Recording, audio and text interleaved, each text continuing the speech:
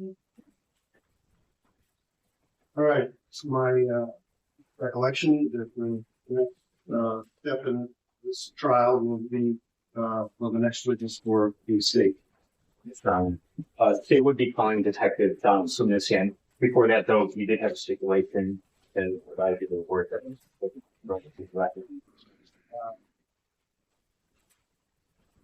yes, I do have it in front of me, and you may proceed to read the stipulation.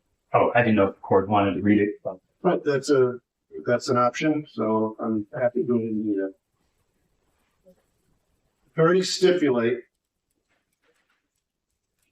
The parties stipulate that tooth buds collected from baby boy Doe were compared with DNA standards from Mark Richie and defendant Gail Richie. This analysis was completed by Christina Kova, an appropriately trained and qualified forensic scientist employed by the Geauga County Regional Forensic Science Laboratory. The parties stipulate DNA testing confirmed the defendant Gail Richie is the mother of baby boy Doe. Christina Lakova found the probability of maternity to 99.9999998%. The parties stipulate DNA testing confirmed Mark Richie is the father of baby boy Doe. Christina Lakova found the probability of paternity is 99.9999998%. The parties stipulate a swab collected from a clear plastic bag collected off of Mosley Road by the Geauga County Sheriff's Office in March of 1993 was compared with tooth buds from baby boy Doe, as well as DNA standards from Mark Richie and defendant Gail Richie. This analysis was completed by Lisa Moore, an appropriately trained and qualified forensic scientist employed by the Geauga County Regional Forensic Science Laboratory. A presumptive test was performed on the section removed from the clear plastic bag to determine whether blood was present. The presumptive test indicated the presence of blood. The swab collected from the surface of the clear plastic bag matched both the DNA of baby boy Doe and defendant Gail Richie. The DNA profile of Mark Richie was not found. That is the end of the stipulation. Thank you. So at this time, we would call Detective Seaman to the stand. Raise right hand. You swear the testimony you gave is the whole truth.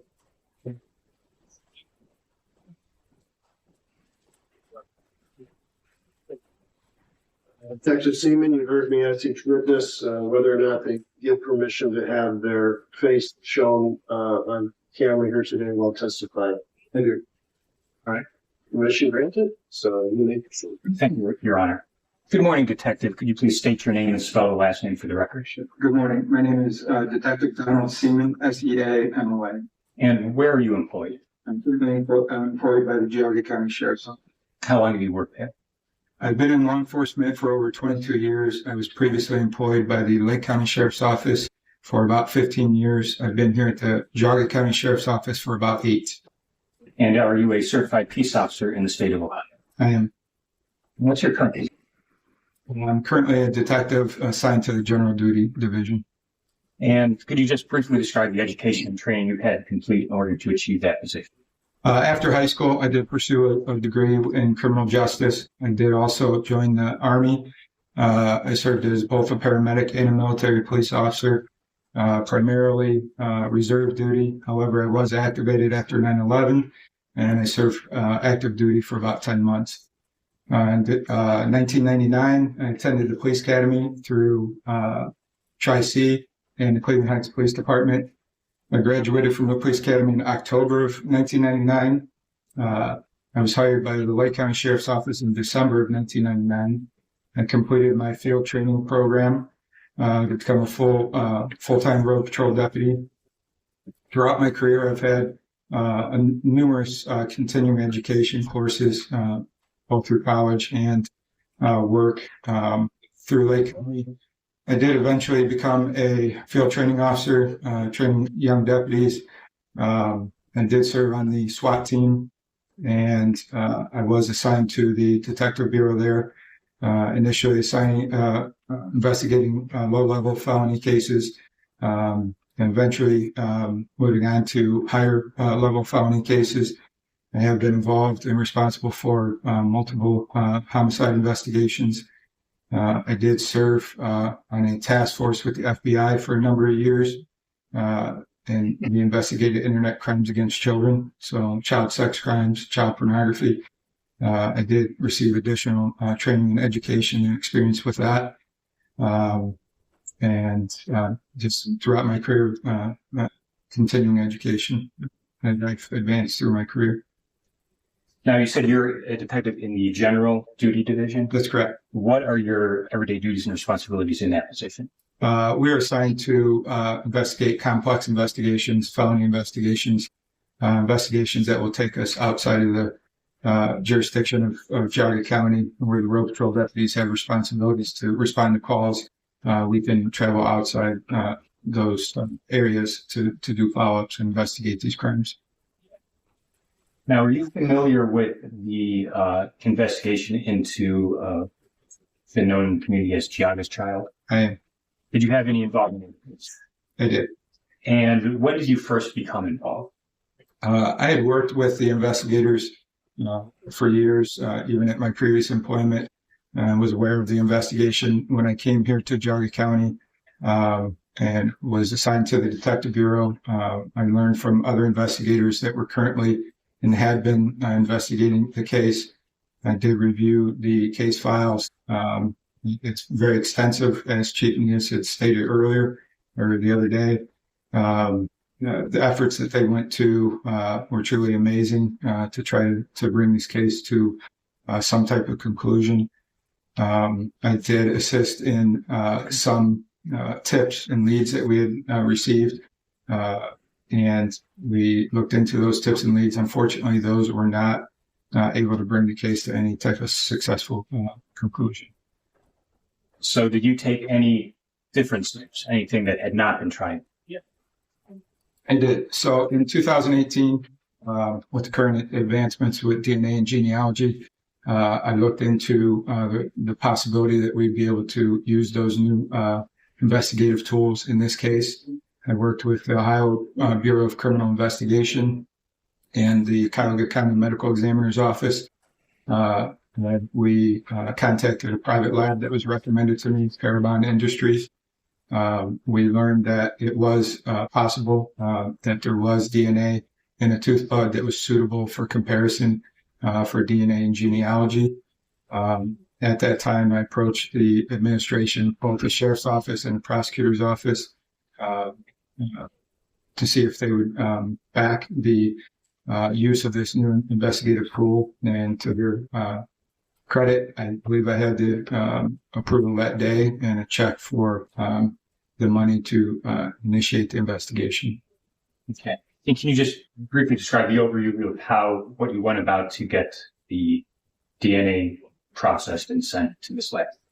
So if a normal citizen would submit their DNA to one of the genealogy companies, you would get a kit and it would take your saliva. You would send that in. That would turn that into a DNA kit, which would then be submitted to the online databases for comparison. We weren't able to do that with Geauga's Child, so we did take the DNA that was extracted from tooth bud that was sent to a private lab to be able to be turned into that kit, which was then turned into the genealogy sites and for comparison. Now, based on your initial investigation into this type of technique, the use of DNA to get some leads, what were you hoping to get? We were hoping that we would be able to identify close family members and to be able to bring that case to some type of resolution. And what did you end up receiving from the lab after you submitted the child's DNA? So the initial results that we received, they stated that there was not enough close family members at that time that were identified to proceed with the investigation. They recommended either we wait and see if additional citizens would submit their DNA for comparison, or they did say that we could on our own try to work with the online databases and establish a family tree once we establish a family tree, we could identify family members and collect their DNA, which then could be submitted and then helpful for them to assist us with the investigation. Now, you mentioned online databases. What are you talking about specifically? So there's one public database, or at that time, from what I understand, over the past 3 years, it's since changed. So I can only speak about when we used it from 2018 to 2019. It was a public database that people could choose to submit their DNA for comparison, so they could try to identify, people in their family tree. And that database is called GEDmatch. There are other private sites such as Ancestry, 23andMe. The youngest child's DNA was not permitted to be submitted to those sites. They would not allow us to submit it to those sites. Now, did you receive any potential matches when you got the results back from the lab? We did. So I got a list of potential matches. At that time, GEDmatch did not require people that were submitting their DNA to provide accurate information like name, date of birth, address. All they were required to submit was a username and an email address. So basically, we got a list of usernames and email addresses of potential matches. The closest match at that time was a third to fourth generation cousin. Again, we only had usernames and email addresses of those people. Well, was there any match that you found useful? There was. So we were able to also compare the different kits to each other. So we were able to establish that there was two distinct families. One of those families was originating out of Doddridge, West Virginia. The other side of the family appeared to be based out of Lebanon, and it was very difficult to find records going back to that country, Lebanon. And we had found that some of them were born in Lebanon and then adopted into other countries such as France and England. So we decided to, and we didn't know which parent was which, whether it was mother or father, but we decided to focus on the family side that was based out of Doddridge, West Virginia, because we could find more record on those ancestors. Specifically, there was a match that was submitted. It appeared to be submitted by a gentleman named Vern Holden, and he actually put a real name into the username, and that name was Peter David Gilbert. And that was where we based our family tree off of that match, Peter David Gilbert. Okay. So when you say you base your family tree on that name, what steps did you take to build this family tree? So we compared Peter David Gilbert's DNA to the other matches and established other people that were on that side of the family, if you will. And then we used anything from census reports, obituaries, birth records, death records, anything open source to attempt to identify other family members in that family tree. We did actually contact Vern Holden, who was the person that submitted Peter David Gilbert's DNA. He did confirm that he did submit that kit and that it was his father-in-law who grew up in Warren, Ohio. Vern Holden lived in Omaha, Nebraska at the time, and he still does. With his help, we were able to expand on that family tree, and eventually, over a period of 6 to 8 months, I would estimate, we were able to build a family tree of over 1,400 people. And did you find this this technique, this investigative technique, to be useful in this case? It was. And how so? It was something new to us. We had never done it before. So it took us, again, we were doing it on our own. We did not have the assistance of Parabon at that time. We would take that family tree and select individuals in the family tree, contact them, and ask them to submit their DNA for comparison. We found later that most of them, or not most, but some of them, had already submitted their DNA to the private sites, being Ancestry and 23andMe, and all but one of them were willing to put their DNA into the public site, being GEDmatch, so that we could compare it to that of Geauga's child and the other family members that we identified. So essentially, we were able to take that 1,400 family tree, that ocean, and turn it into a pond of.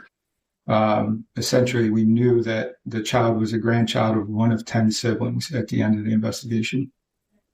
Now, you mentioned that the whole family treated about 1,400 people, correct? It is. And was this in a computer program? It was. Here, may I approach the witness? Detective, I'm handing you a thumb drive with this basic Unit 7. Will you get a chance to look at the files on it? I have. And what are the findings on that? There is a PowerPoint that I prepared.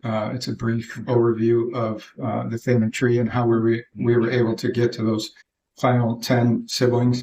There is a recording of our interview with Gail Richie and a video of when we initially approached Gail Richie at her residence. We'll talk about those other two.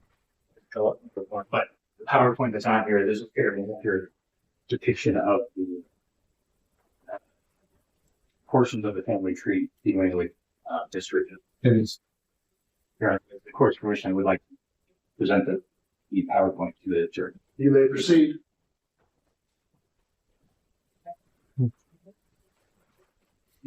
And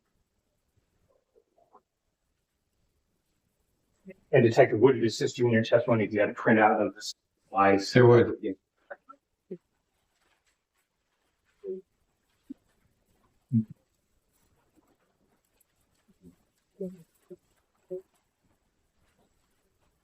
And so, Detective, let's start with this first slide.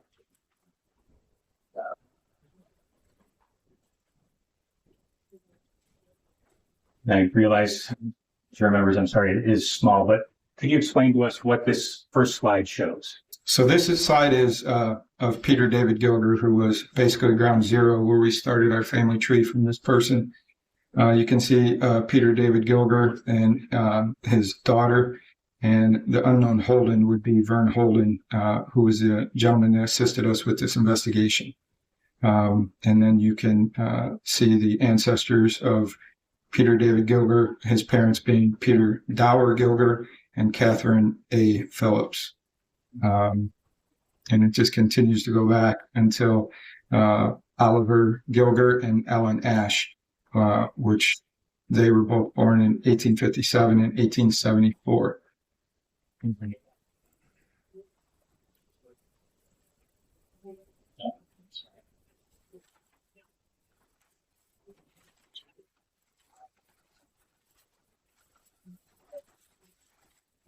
Okay, so anything else with regard to this slide that is of any importance? No. So moving on to the next one. Again, there's like 1,400 people in here, so it would be impossible to show it all on one screen. But so the next slide actually identifies Peter Dower Geauga, who is the father of Peter David Geauga, who we started from. Again, he was born in 1904 in Doddridge, West Virginia. It shows his wife and his two siblings being Oliver Geauga and Nellie Geauga. Moving on to the next slide. Minor is ordering it out.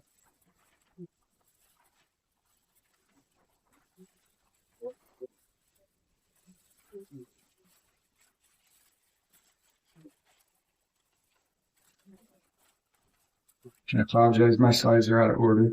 But that appears to show Peter Dower Geauga's information. Again, he was based out of Doddridge, West Virginia. And then his siblings, his wife, his son, Peter David Geauga, and then his parents and their siblings across the top line there. His mother, Peter Dower Geauga's mother being Ellen Ash. Again, she was based out of Doddridge, West Virginia, born in 1874. So what we were able to do is, between several of the initial matches, being Peter David Geauga and Nicholas Hickman, we were able to go back and find the common ancestor, and then start working our way down from there. And this is how we were able to go back and find that common ancestor between Peter David Geauga and Nicholas Hickman. to start moving forward back down to where we could find the potential parents. Moving on to the next one.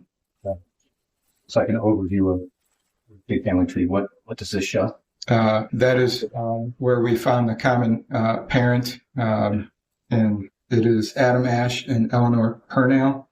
So the common parent between Nicholas Hickman and Peter David Gilbert was Adam Ash.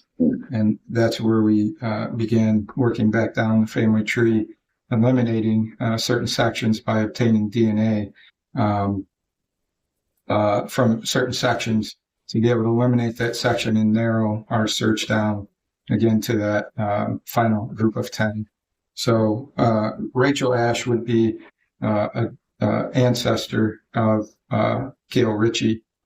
So you can see that Gail Richie also shares that same lineage, being Adam Ash and Eleanor Purnell as the other matches. So once we were able to identify that the descendant was under Rachel Ash, then we would just focus under that section and again collect DNA from family members, eliminating certain areas as we went. You mentioned Adam Ash. Right. And Rachel Ash. The common ancestors of all the matches in this family tree, the non-Lebanese side. And I see one of the names starred here, Rosa Spencer. What's the significance of her? Rosa Spencer is an ancestor of Gail Richie. That's how we started working back down to find the child of or where the child would be located in the family tree. One second. So, Rosa Spencer was a descendant of Rachel Ash,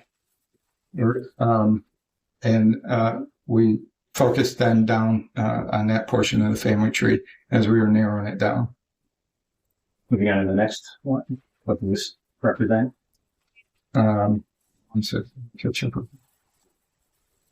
So this is the final 10. We were able to establish by process of elimination that the Geauga's child was a grandchild of one of 10 siblings. And those siblings are listed across the bottom there. You can't see them all at this time because it shows their spouses as well. But if you go to the next slide, it will show you the rest of them. And then one more slide, it'll show you. So these were the 10 siblings that we knew that the Geauga's child was a grandchild of one of those 10 siblings. 2 of those siblings died at a young age, one at 3, one at 16. We found that neither one of them had children. So again, we started collecting DNA from descendants of the other siblings. We were able to rule out the other 4 there, which are marked by the X's, by obtaining DNA from descendants of those 4 siblings. And we were able to determine that the child was not a descendant of those siblings. So at the end, we were down to the child being a grandchild of one of 4 siblings. The yellow X symbolizes we were able to get DNA from a descendant of that family member, but we did not have the results back at that time. So in May of 2019, we were down to the child was a grandchild of one of 3 siblings. Only one of them was alive, and he was living in Lyndhurst, Ohio. His name was Harvey Bland. Harvey was adopted at a very young age and was adopted into the Eastwood family. And so his name at the time that we talked to him was Harvey Eastwood. He was approximately 80 years old in May of 19. And we decided to go speak to him at his residence in Lyndhurst, Ohio, to further eliminate this family tree. And this, again, we see information on Mr. Bland Eastwood. So let's talk a little bit about your interview with Mr. Eastwood. Again, without going into what he told you, based upon the information that he provided you, what did you do? Based on that, we spoke to Harvey for quite some time. Initially, he was not able to provide us any information that was useful. After about an hour, he did provide us information that made us believe that either his daughter Gail or her sister was in fact the mother of Geauga's child. At that time, we secured DNA from both Harvey and his wife, Nancy, and that would have been in May of 2019.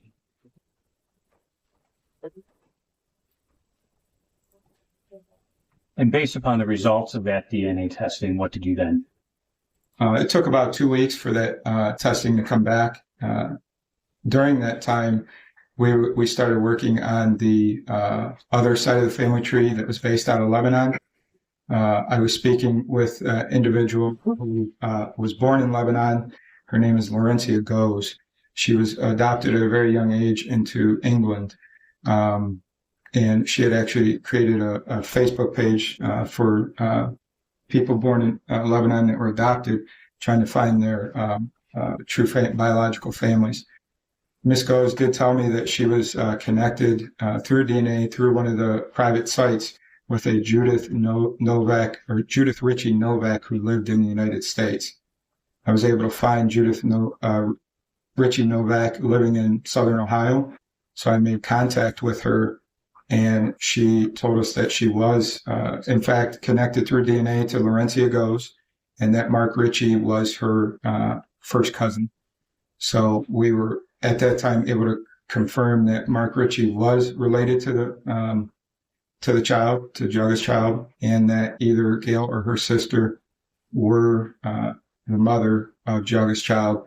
So the results came back from Harvey and his wife that they were the maternal grandparents. So here we see the information for both Gail and Mark Richie. That's correct. And then How we were able to connect him. going back, connecting him. We were able to go back and connect him to Judith Novak Ritchie and to Laurencia Goes.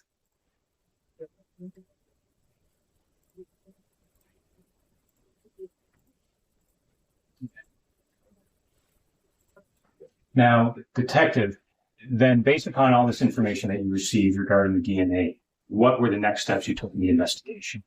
We secured search warrants for the DNA of Gail Richie, Mark Richie, and Gail's sister. And do you remember what day you executed those warrants?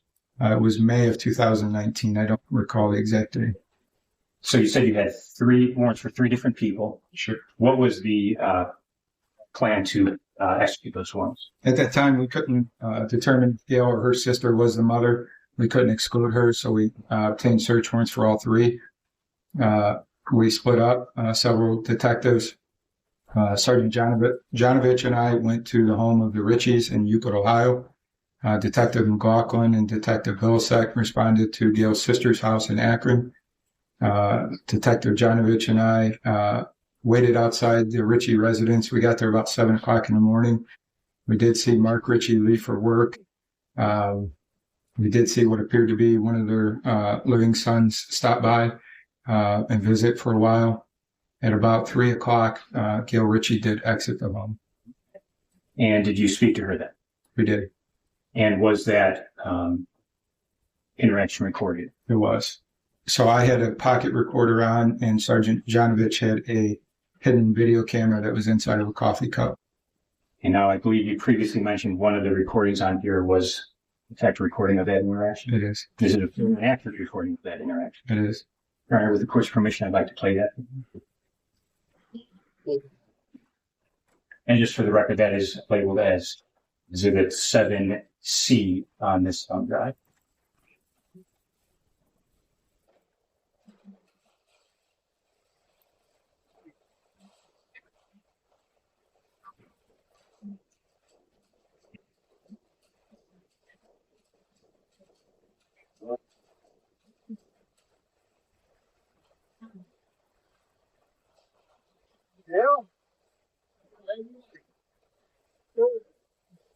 I always got to share it. I just want to see who you talk to for a couple of months. Yeah. Okay. You have any idea what we want to talk to you about? Because I kind of think you might. Well, my parents said that you were in the house. Uh-huh. So what do you think that's about? Yeah. What about? Okay, this one. Uh-huh.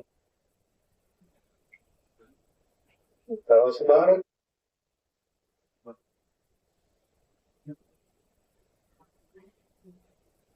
We're not here. We don't know what was going on at the time. We don't want to speculate either, okay? So I don't think you want us to speculate. We're not here to arrest you, okay? We are here to keep you doing it, okay? And we would like for you to tell us your side of the story. We would like to know. As of right now, you're not under arrest. You're not going to be arrested. But we want to know what was going on. I think every 26 years each time. Don't you? Had to be weighing on you.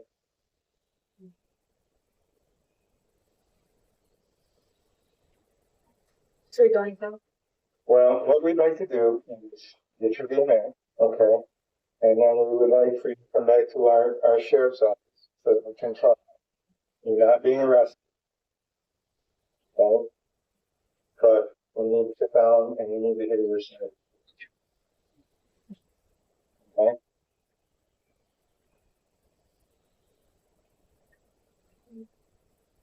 So, I'm going to get my DNA here. I have a signed search warrant from the Geauga County Criminal Police. Okay, and I will give you a copy of that one. You will have a copy for you.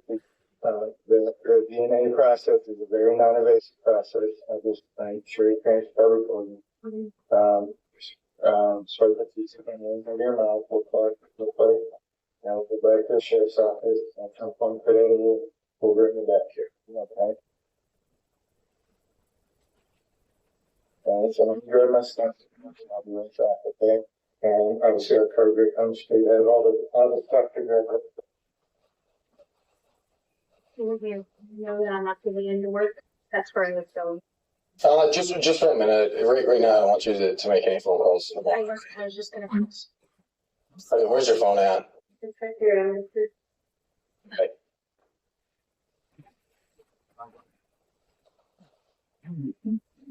You work? The Noreen Lonergan School of Dance.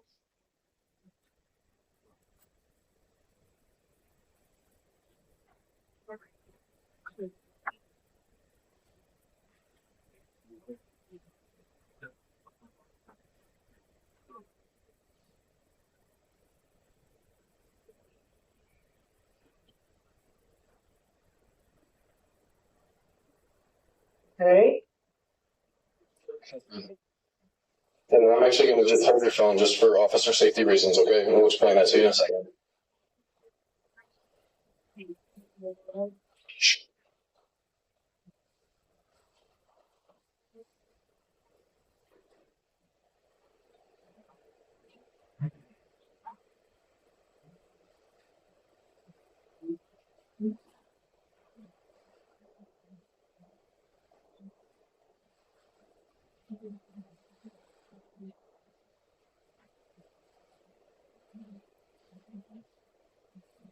So you're a dance instructor? Yeah. It's dance school though? You don't need to get stuff in the morning, okay? You're something.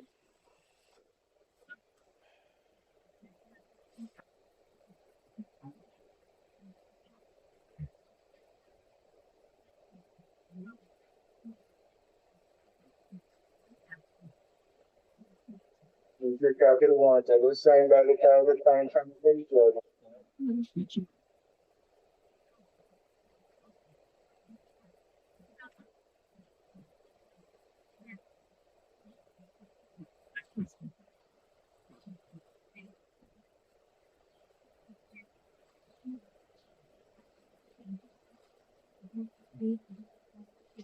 Sorry to do this right here, but you have to understand that the warrant is signed here in Geauga County.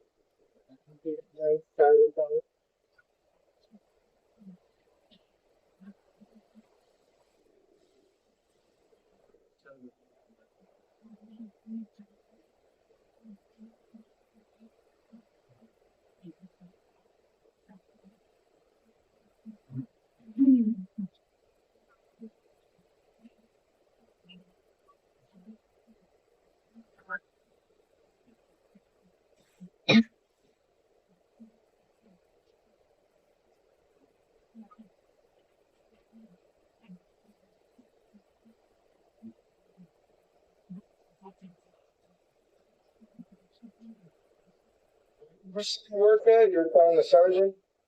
No, you're wondering in story. Oh, what? Thank you, Wills.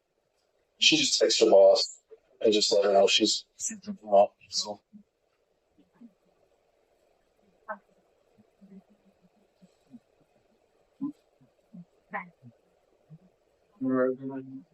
Person.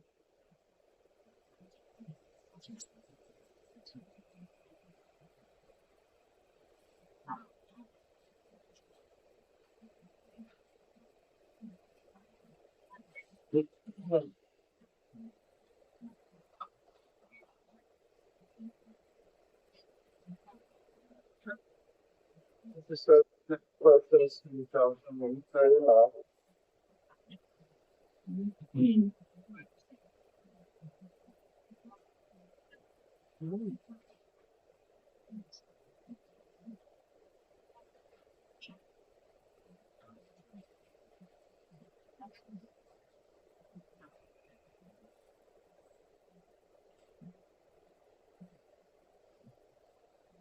All right, we're gonna go ahead and jump in the car then. We'll give you a ride.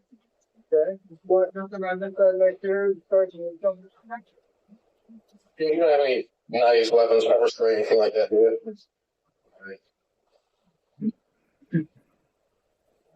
Oh, very good. Let's go now see. Yeah. Yeah. First in the back. Just for safety. There is a seatbelt. We can back off. Okay.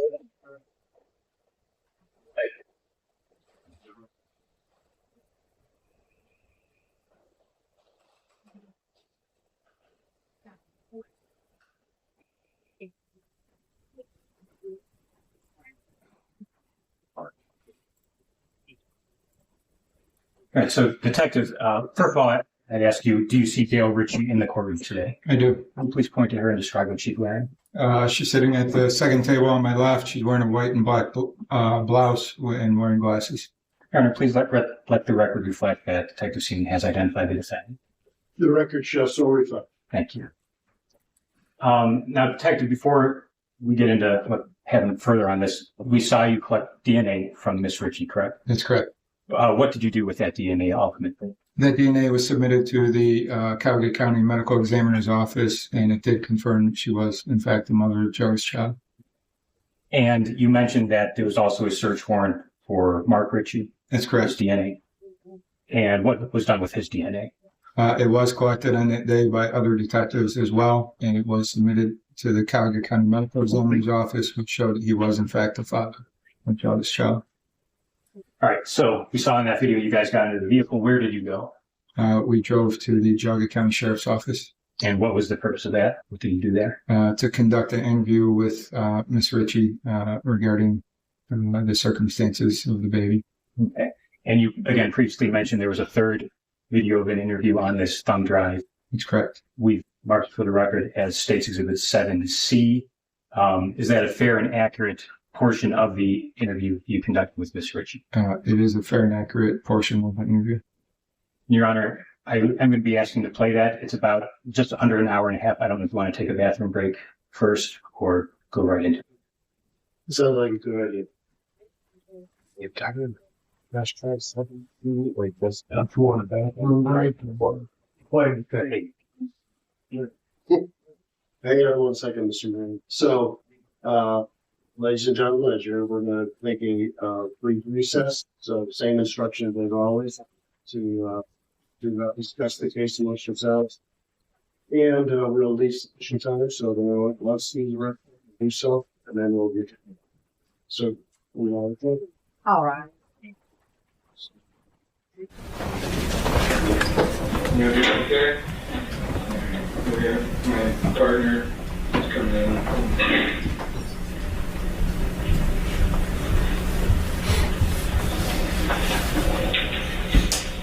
You guys want to drink? Anything else we can get you? Can you use the facilities or anything, Gail? For sure. Okay, there's some tissues there for you. As we indicated, Gail, at the house, our intention is at this point not to arrest you. You're under arrest, okay? And we would like to get your side of the story, though. We just didn't want to do it during your house, when kids come in or anything like this kind of situation. Obviously, it was complicated. But I do need to, because we brought you back here, I want to go over a couple things. Again, at this point, you're not under arrest. Okay, you are free to leave. Okay, so I'm going to have to speak to your rights real quick. You have the right to remain silent. Anything you say can will be used against you in court of law. You have the right to an attorney. We'll provide one free before any question if you desire. You can start answering questions. Do you understand that? I do. And with that being said, we do appreciate your cooperation.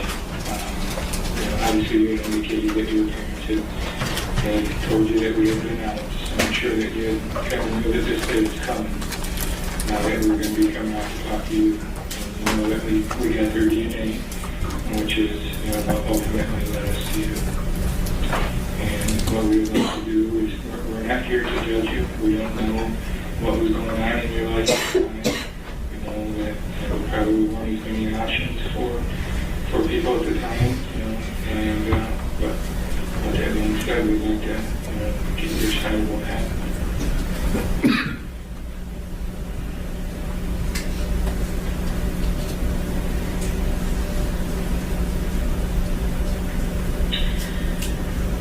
At that time, my husband and I were dating.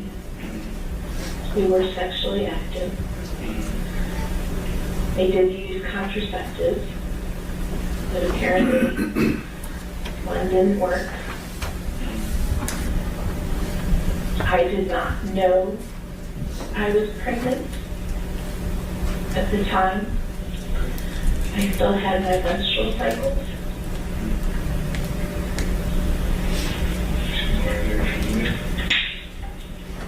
And then my menstrual cycle ended up stopping.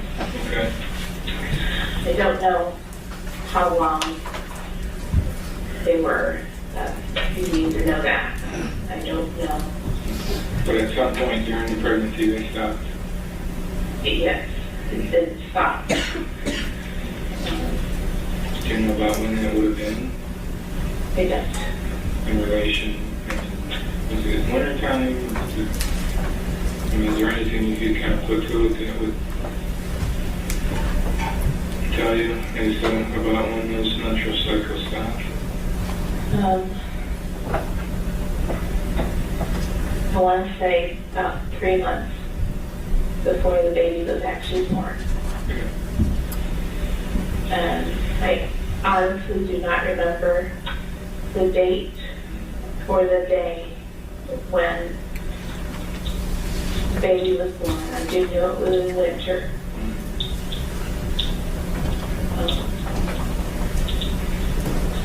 I was at work.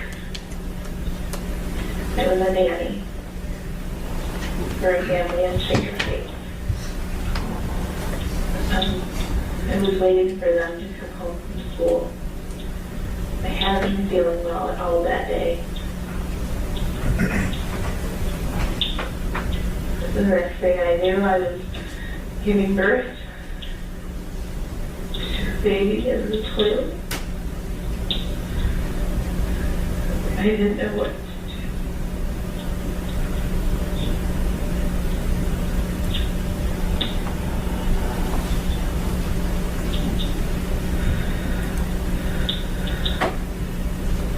Kids hadn't gotten home from school yet.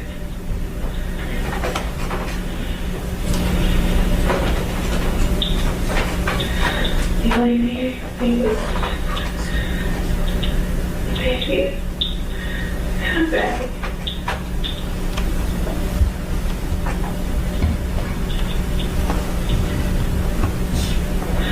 I had no idea what the sex was. I never looked at it.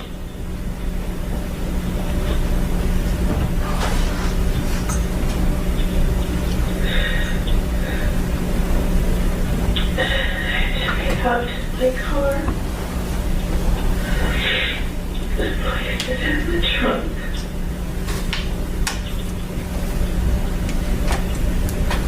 And I cleaned up the bathroom.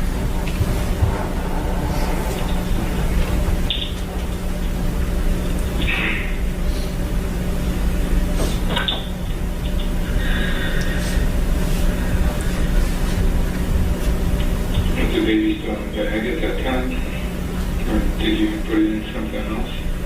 But, Like a garbage bag? yes.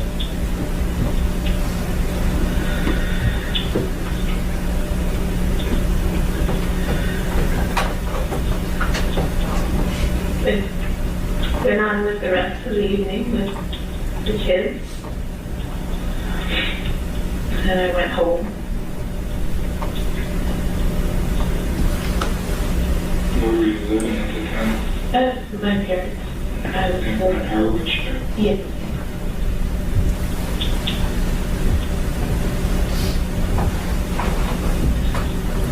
I wasn't sure what to do. No one knew.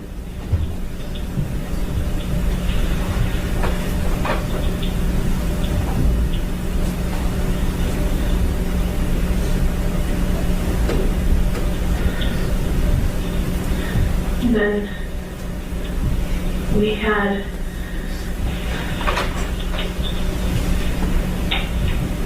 and I don't know the time frame from when to when, but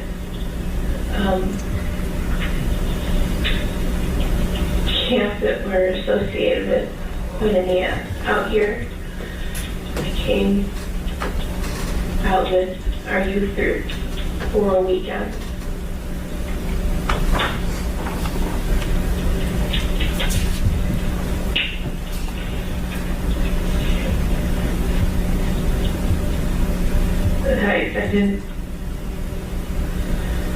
I got in my car and left the camp for a while. I got in my car. From Camp County? Yes. And Joe sitting there. Yes.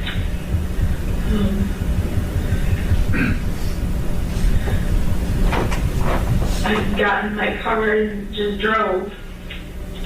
I don't know where I ended up. And I just ended up stopping on a road. I don't know which road. And I took the bag out of the trunk. And I laid it in the woods. I didn't know what to do.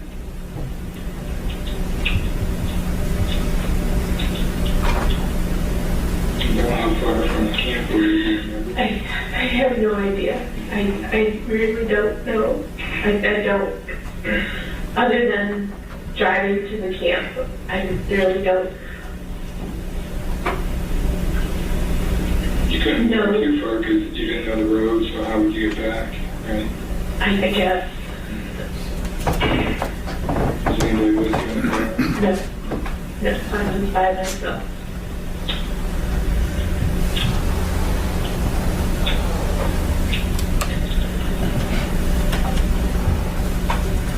How far off the road do you remember you went?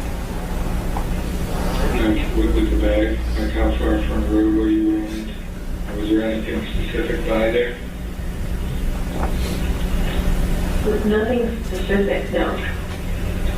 Nothing that seemed out to you or anything? No.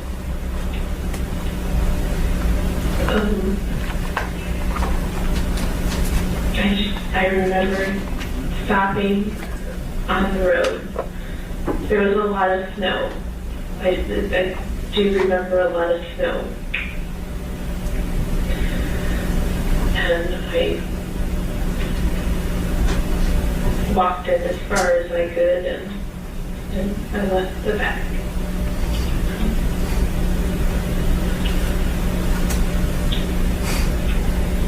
Did you ever follow or read any stories or anything on the news or see a news clipping, stories or anything like that about anything?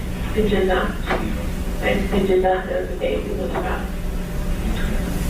At what point did you know that the baby was found? Was it recently? Was it a long time ago? Or No, you were at my parents' and so they that's the first time that you know that the baby was found? the baby was found. Now getting back to, you said you were at this family's house in Shaker Heights when the baby was born, right? Yeah. Do you remember their name or where they lived at? They do. What was their name? I'd rather not. And what is that? Just to, Well, you gotta understand, Gail, we need to kind of verify some things, and I'm not trying to give you a hard time, but, you know, obviously what you told us, but we need to go back and try to verify some of those things. It's been a long time, so, you know, and you said it was during the week, correct? Because the kids weren't home from school yet? that is correct. Right, so you were kind of a nanny in the afternoon? I was a nanny all day. All day, okay. What you said, some of the kids went to school? There were 2 children. There's 2 children, and they would go off to school? Yes. And then what time would they come home from school? 3:30. And you would stay till about what time? 6. Usually 6. 6 o'clock, and then you would go home, and that's when you went home from there? Yes. Okay. So, do you remember what day it was? Was it Thursday maybe or Friday? I honestly don't remember the day or the month. But you said you went to a weekend camp that weekend, right? I don't know if it was that weekend. It may have been a whole week Okay.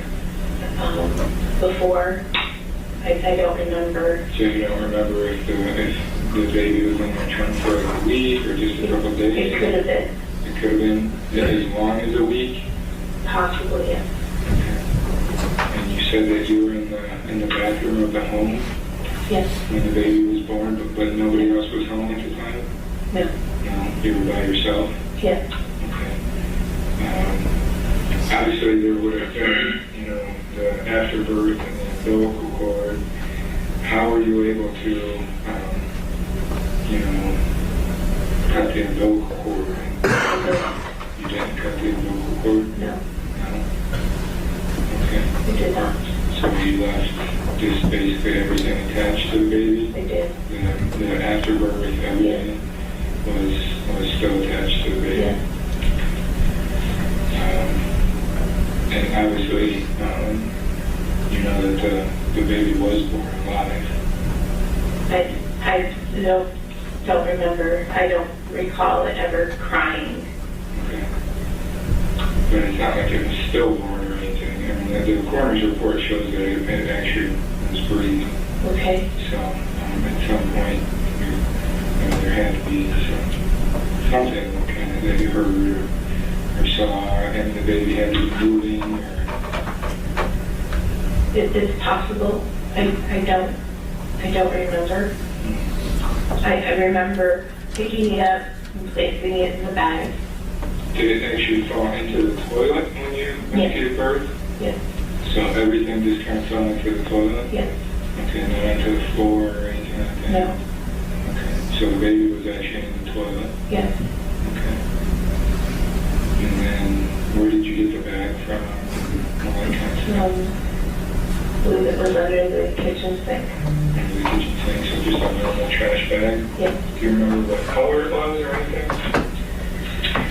Was it white, black? I believe it was black. It's like a dark colored trash bag? Yes. And everything was still attached to the baby when you... Yes. When you put it into the bag, was it still moving or anything? I don't recall it moving. You don't recall? No. You said you were able to clean the bathroom up prior to the kids you were nannying returning home? Yes. Okay. And did you, after you put the baby into that bag, did you immediately take it out to the car, or was there some time lapse while you were cleaning? I probably cleaned and then took it out. Okay. I don't remember what. I understand it's been 26 years, you know. And I don't even remember what year it was born. But you'd be safe to say you know it was some time between when the kids would have left for school and when they returned from school. Yes. when did you marry your husband? 94. So it was prior to that, correct? Yes, Okay, and when did you move into the house that you currently? September of 93. Okay, and was it prior to that that this baby was born? Yes, Because you were still in that home, correct? yes, And did you move right in with Mark into that home yes, in September of 93? yes, And you're positive it was before that? yes. Were you at that camp at all, during those couple of years, or were you and Mark involved in that camp or anything during that time frame? Oh, you said you went to a weekend camp, right? Right, with the big chaperone, some of our youth group in the church. Was Mark there as well? No, No. So Mark, was he ever involved with the camp up there? yes, He was. Okay, at that age or later on in life, or? well, not, I mean, he went as a camper. He didn't go as he was never a counselor. So he would have went in when he was younger then, correct? But what age did it basically age out being a camper? Senior. Seniors in high school. So once you graduate high school, you're no longer an attendee. You can choose to be a counselor. Right. Okay. Right, so, but when you graduate high school, you can still kind of go that summer, correct? Yes. And so, and then after that, you're kind of aged out, if you will. Yeah. And then come back to the counselor or something like that. Yes. Okay. How long before you moved into the house do you say that baby was born? Was it months, weeks, years? Well, it was in the winter. It was in winter. So was it like that winter before you moved in, or was it a couple winters before?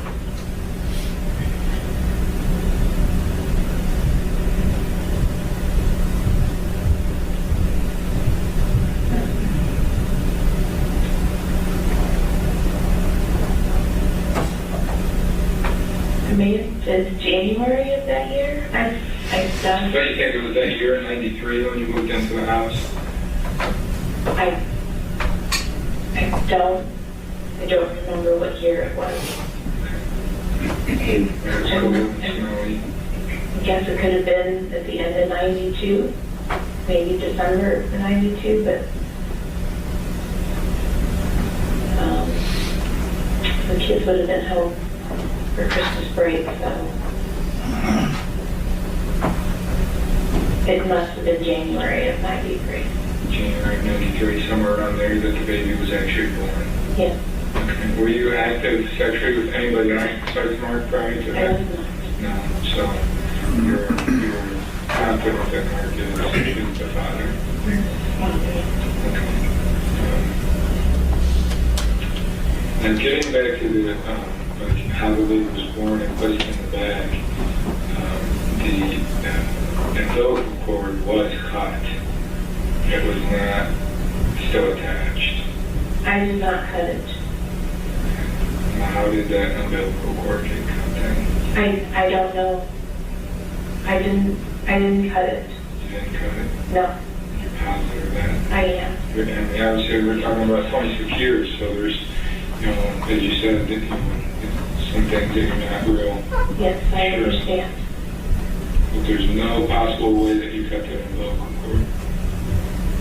I'm almost certain I didn't. Is it impossible, or are you positive that you didn't cut that umbilical cord?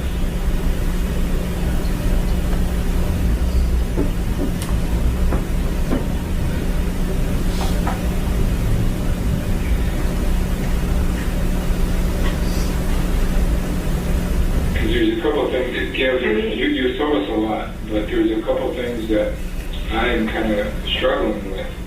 And some of it is to do with the baby, because a full autopsy was done. The baby was found, obviously that's clear. And the umbilical cord was cut, and the coroner's report can show that the baby was born alive, and that the baby had taken breath.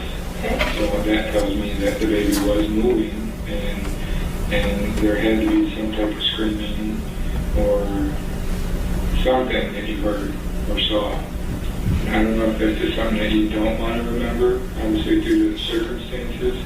It's possible, but I really don't remember it ever making a sound. How about in the bag? Was it still moving around in the bag? Or had it kind of maybe drowned in the toilet? Or was it still kind of moving around in the bag?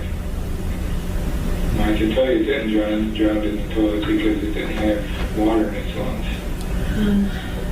No, I don't think it stayed in the toilet long before I put it in the bag. So even in the bag, it's got some oxygen in there, it's breathing, it's getting some breath, it's probably moving, it's got to be making some kind of noise.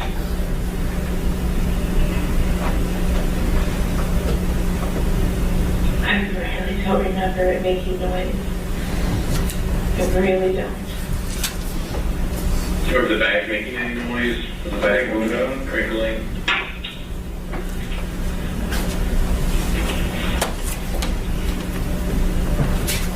Not that I'm aware of. I suppose it could have been when I put it in the car.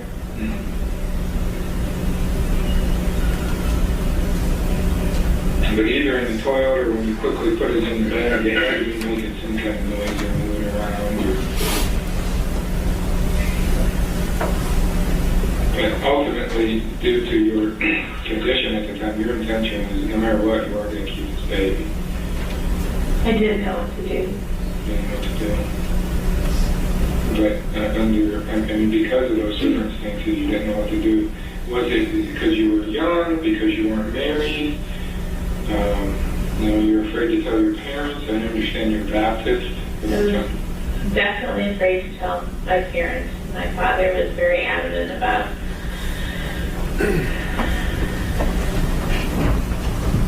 not having children before you're married.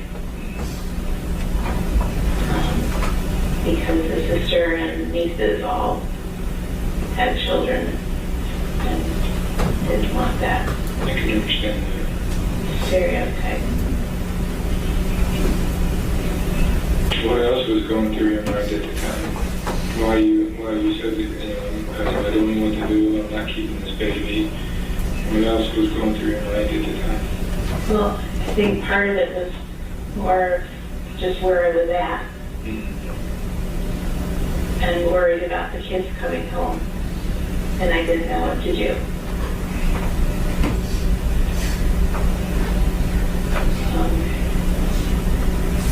Because you had known for some time that you were pregnant.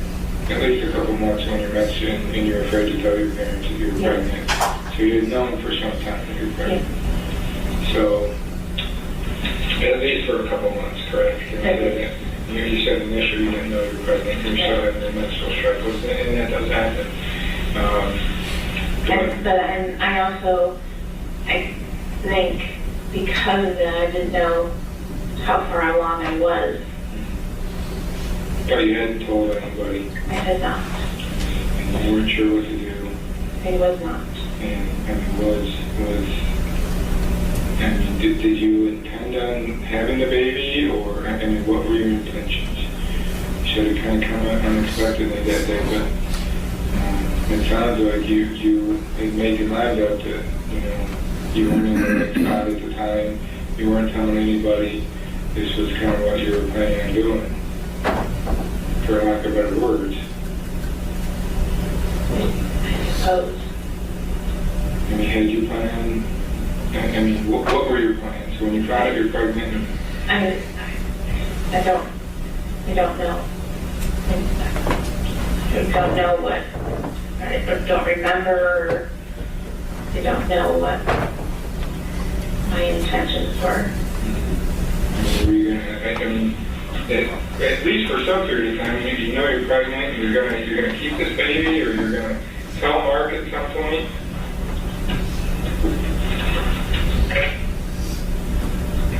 Or you're just gonna get rid of it and act like it never happened. I'm not sure. I've never been good at confrontation.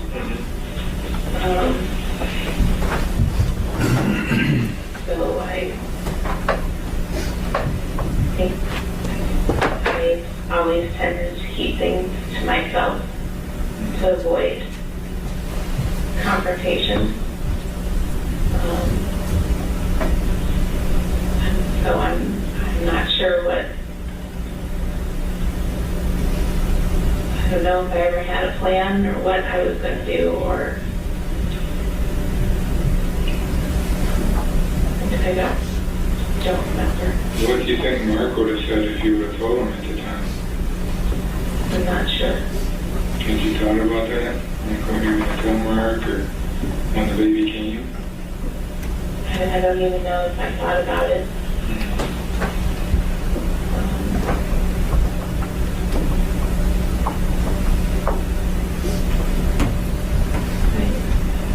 I don't know. I don't know if I was going to tell him or.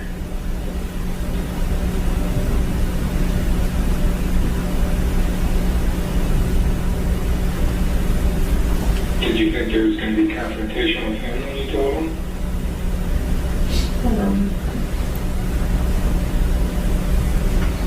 Not in a bad way, but I've always had trouble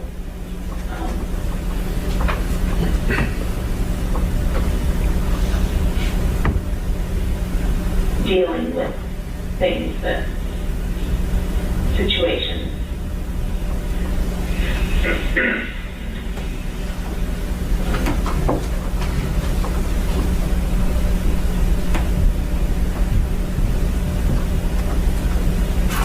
I don't know.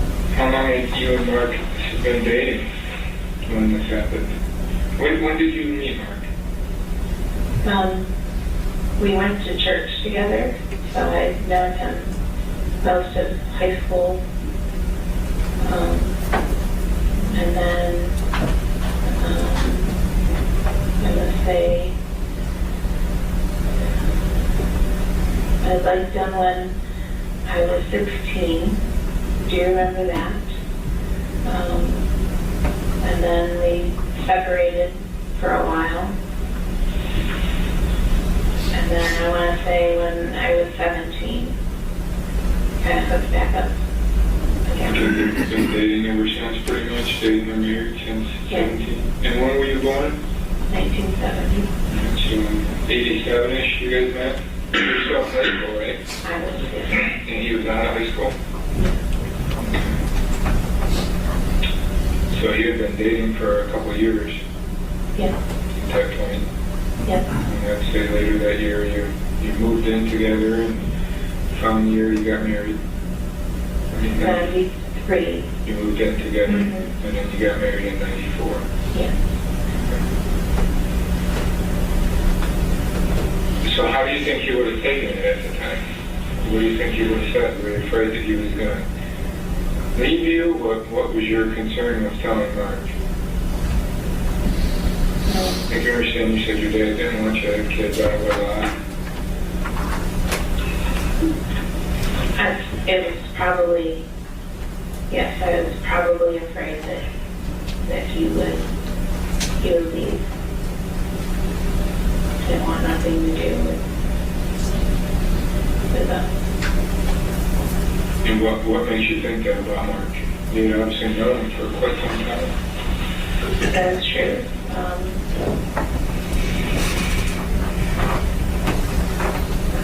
I think I was afraid also for what his family would think.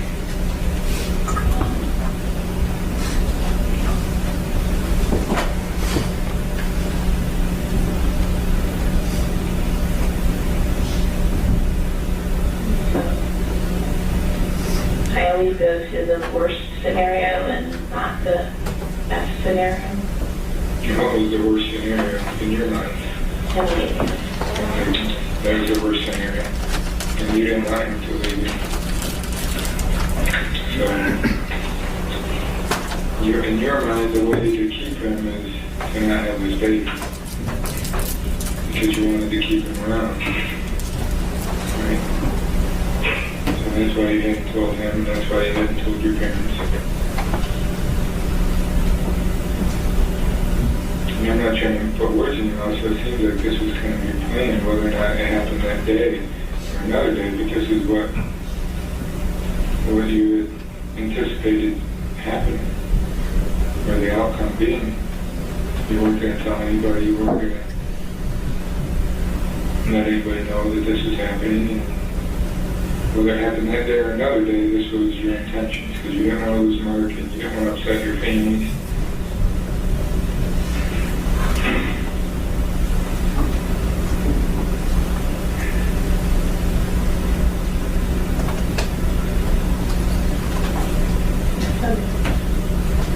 I don't know, but was that your intention?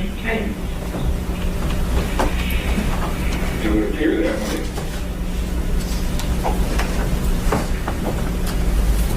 Because in your mind, if you tell Mark he's going to leave you, if you tell your parents you're going to be ashamed, and if his family finds out, you don't know what they're going to say.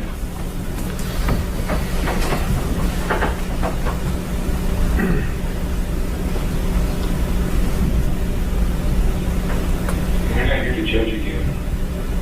But if that was your intention, then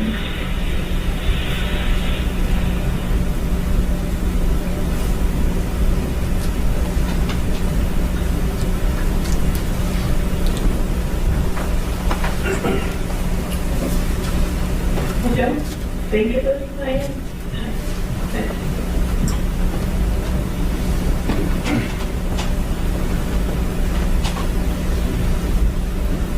had you seen a doctor at all? No. No. Had you been to a doctor prior to that? No. No. You didn't go to a regular doctor? You didn't have like a family doctor that you saw if you got sick or anything like that? No. Once we were older, the pediatrician, we didn't, my parents didn't, make us go to a doctor. You didn't have like an annual physical or anything like that? Did you play any sports in high school? No. Didn't do any kind of extracurriculars where you were required to? No. When's the last time you saw a doctor prior to the baby being born, what you said? I was maybe 15 or 16. 15 or 16 was the last time you went to the doctor? Yeah. So what would happen if you got sick, like a cold, or you got the flu, or where would you go? You can go anywhere. If you need antibiotics or anything like that, strep throat, ear infections. I don't recall going. Did your family have health care insurance? I don't know. You don't remember? No, I don't even know if my mother has health care now. I don't know if we have health care then. So you hadn't been to the doctor even when you found out that you were pregnant, you had never been to a doctor or anything like that? Did you think about seeing a doctor? No. Is it something that came up in your mind, like maybe I should see a doctor? Obviously for a couple months you knew you were pregnant. Right. I didn't. No, I didn't know who to go see, who to contact. So for basically the last 26 years, you just kind of kept this bottled up inside?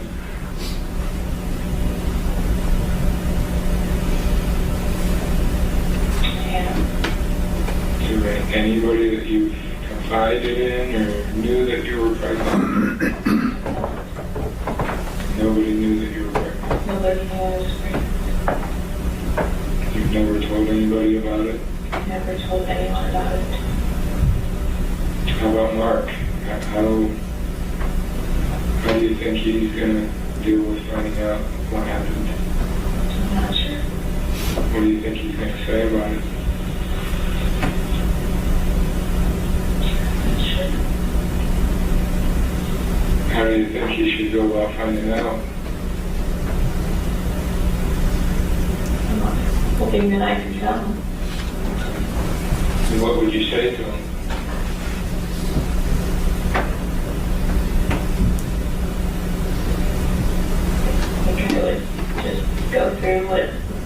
went through and tell me. You're not sure how he's gonna take that. Shouldn't be.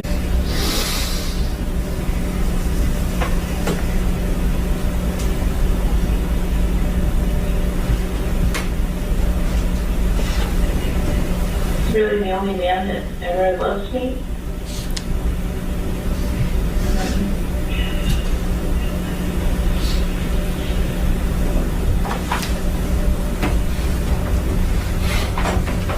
And I wasn't sure if we'd get married. I was always afraid of losing him.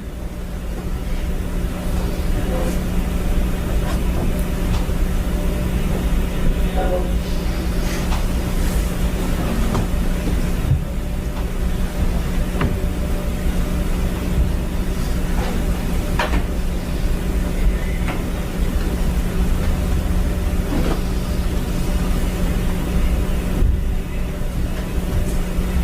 I didn't want to lose him. And I think back then, my thoughts must have been that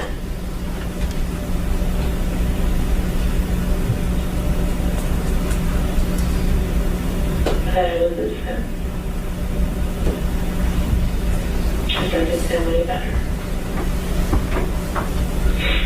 So you would rather lose a child than take the risk of losing Mark, the only man that's ever loved you.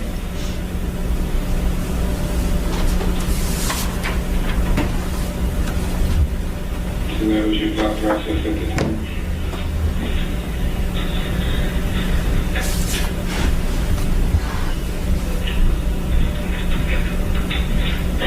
I think so. That's something that, this is a very traumatic experience, and this is not something that goes away. This is something that, you know, obviously has been in your mind for the past 26 years. I can't imagine a day is going by that you haven't thought about it.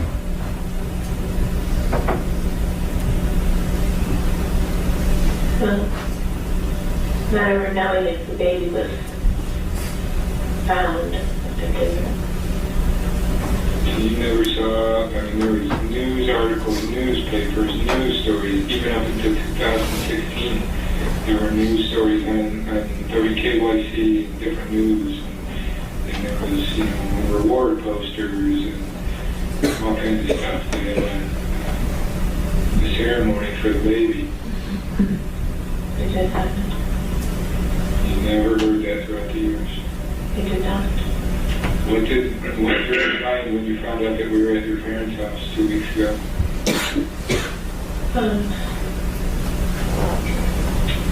So my dad called me. So I was at home.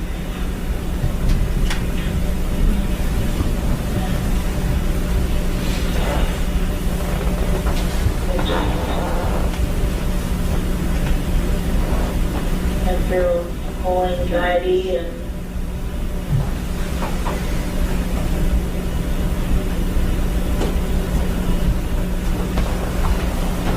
couldn't breathe.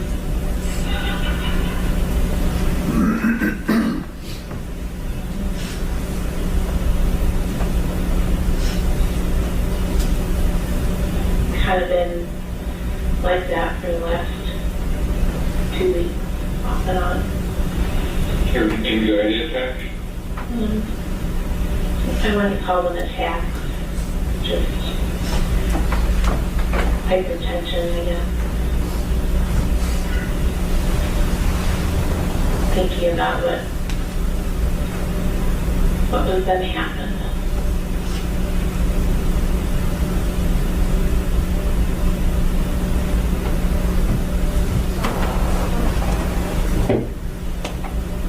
Did you tell your dad when you spoke with him?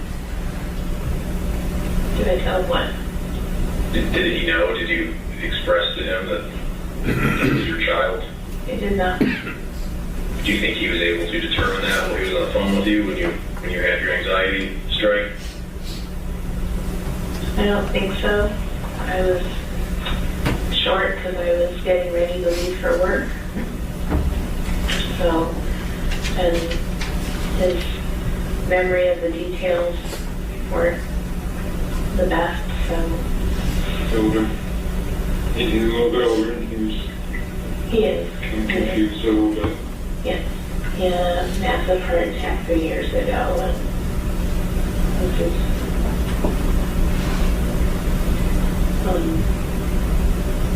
so I just kind of let him ramble on like he does.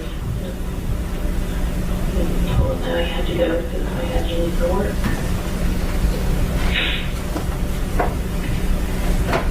So right now, the only people that you've ever talked to about this are the two of us sitting here in this room. There's no one outside of this room you've ever spoken to about this or that would know about this. I have not.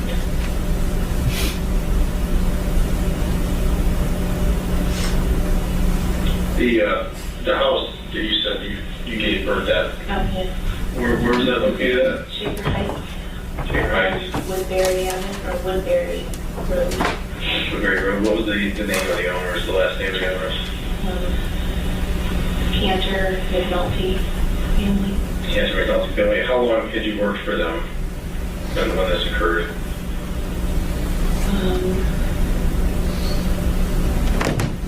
I worked at, let's see,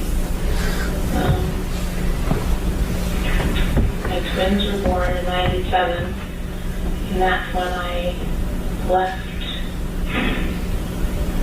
I stopped working in June of 97, to May of 97. And I had worked for them for 4.5 years at that point. When you left in 97? Yes. You worked for 4.5 years? 4.5. May have been, I think it was 4.5. So you stayed working for them for the duration of time after all this occurred until you said the birth of your twins? Yes. And those are your oldest children of the twins? Yes. Okay. Back to the day of the birth. You said you retrieved the bag from under the kitchen sink, is that correct? Yes. Okay. What method of closing the bag up did you use when you put it in the trunk of the car?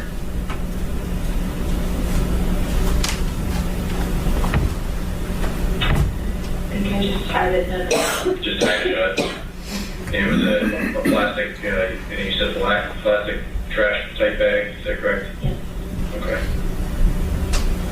And then you said you can't recall if it was in the trunk for a week, if it was a week had gone by prior to when you went to the youth retreat, or just a few days? That's correct. Okay. I don't remember the time frame at all. Would anyone else have driven that vehicle? No. That was your car, you owned that car? Okay. What kind of car was it? Do you remember? That time I had a Ford Taurus. What color was it? A tan. Tan Ford Taurus. Did you purchase the car, or was it something your parents bought and it was just, you were the only one who drove it? I'm pretty sure it was in my name. It was in your name? So this was 93, so what year would that car have been? Was it newer, older? It was older. It was a used car. I don't remember what year it was. Do you remember how long you had it for?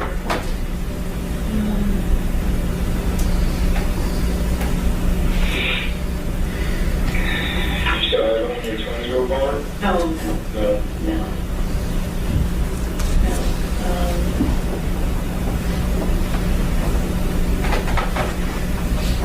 I don't even think.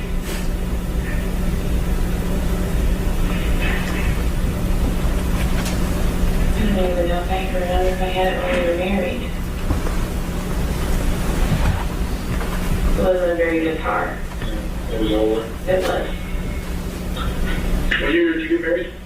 94, October 1st. October of 94. And you said you moved in, what, September of 93? 93. And that's the house that you currently live in now?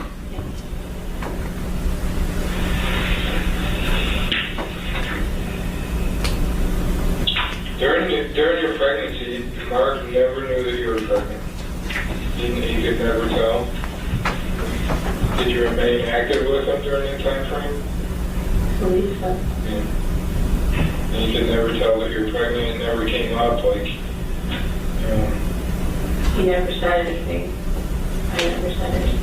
Obviously, at that time, you guys had to be talking about some type of a future together. Because just a few short months later, you kind of moved in together, and within a year and a half, you're getting married, so there had to be some kind of talk. So we did purchase the house in '93, but he never let on that that he was gonna. I had no idea that he was gonna propose to me in December of '93. So it wasn't even something you guys had talked about having a future and kids, and never came up in conversation. It just kind of came up out of the blue. Right. I mean, we had talked about it, but he was, because of purchasing the house, just felt like it wasn't time that he could purchase a ring or anything like that. Financially, he was kind of strapped. Yes, he felt strapped. But typically, people talk about, their futures and getting married and whether or not they want to have kids. And yes. So at some point, they had to kind of come up in conversation. Yes, like I'm sure it did, yes. And what was he always of the opinion he wanted like a large family, or what did you two talk about? We both agreed that we thought 3 children was a good, nice number of kids. So you both have wanted kids? Yes. And talked about having a couple, at least 3. Yes. That was a good number, so. Yes. And they had come up throughout your dating? Periodically. I mean, it wasn't kind of conversation all the time. No, I'm not sure it would be. But you guys talked about having a future together and, yes. and raising a family. Yes. So it seemed like you wanted to have kids. Yes. And eventually you did have kids. Yes.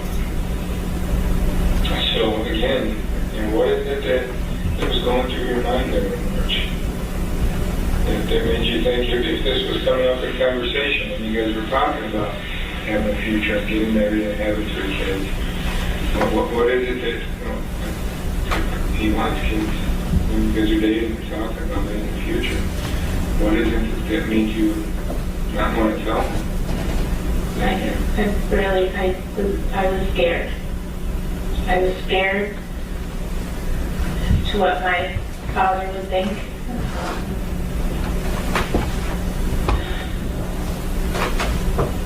And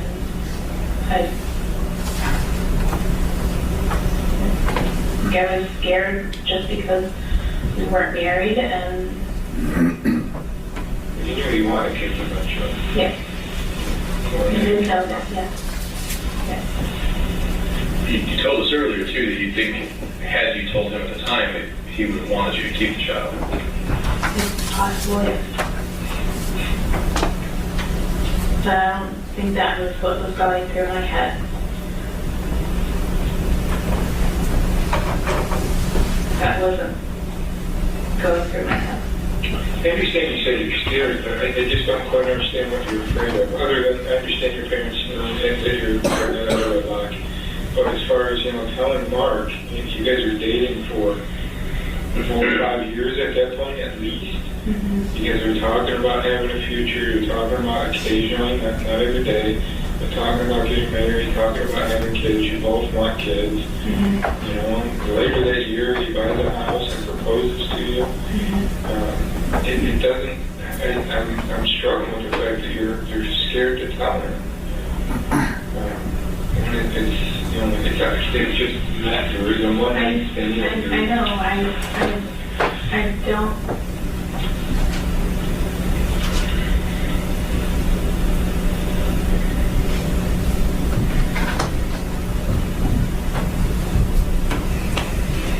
It seems like there's more. And you're giving us a lot, but there's just something else that was going through your mind at that time. And I don't know what it is. If, again, I don't want to put words in your mouth if you just weren't ready at the time, or what was going through your mind. could see if Mark saying, look, I don't want kids, I never want kids, I'm never getting married, but he's talking about it. And you guys are having conversations about it. You guys are even talking about we want 3 kids, and lo and behold, you have 3 kids.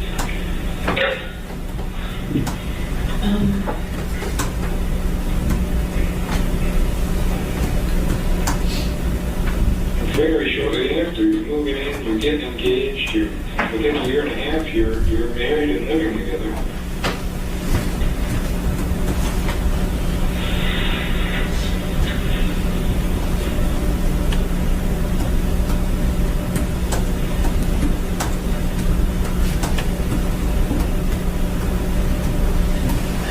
I'm not sure. It really is not.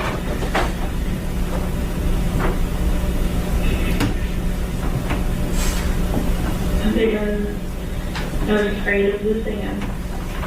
Because of it. But again, he's talking about doing this, he wants to have kids. I understand. I would think most women would think opposite, that it was a way to keep them. That it would almost be a way to keep them. We have a child together, and it's kind of a way to. But I don't understand how that would make you afraid to lose him. You guys have had a relationship for several years. You're in a relationship. Yes. We were in a relationship. I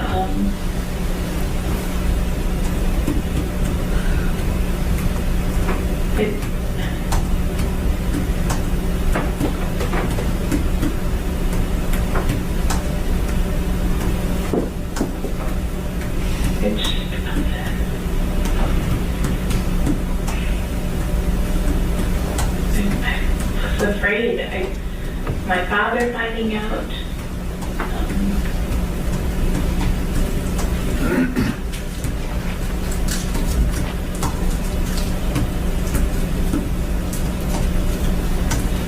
That's all I can think of.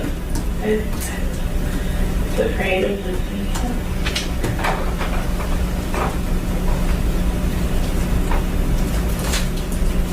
I was never felt certain that he loved me.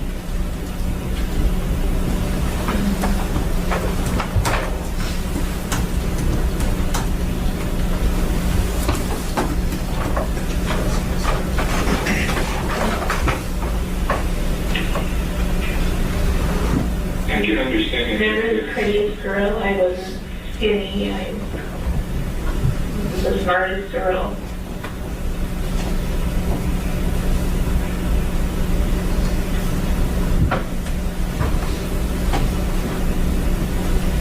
I never thought highly of myself.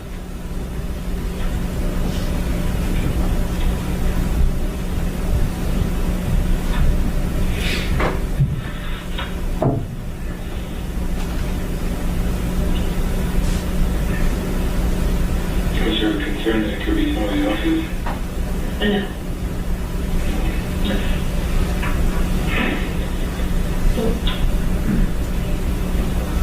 I could see that if you're worried that, maybe it was somebody else's and you're afraid to tell them. I just really struggle with that, seeing that, just in a few months you guys are moving in and getting married. Well, we weren't even looking at houses. I understand that, but again, it had to be coming up in conversation. Even if it's just occasionally. So you guys are building a relationship and been together.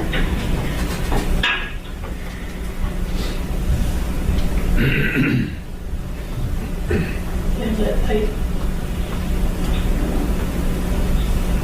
took me a long time to feel truly loved by him.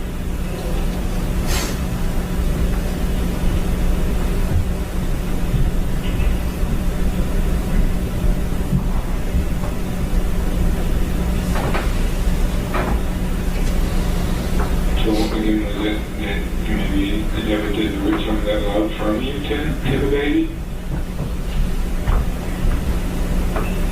And the baby would be getting his attention and you wanted his attention? No, I don't think I thought that at all.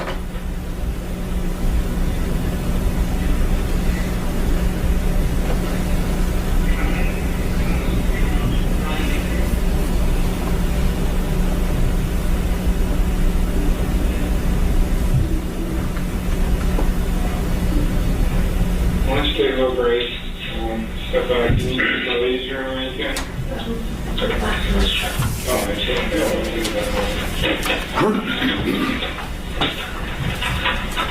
Just right across the hall here.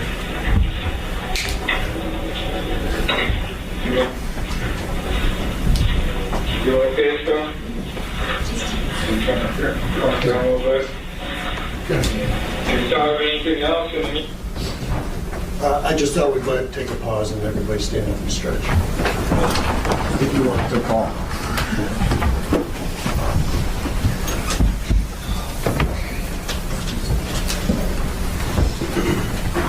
And Your Honor, just for the record, we paused it at 1 hour and 27 seconds. Okay, and there's a show time remaining? Yes, there is 26 minutes, 29 seconds.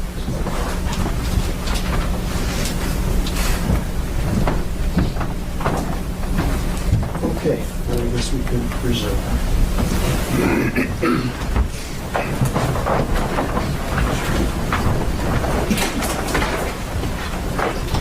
time since we maybe you think we should know now?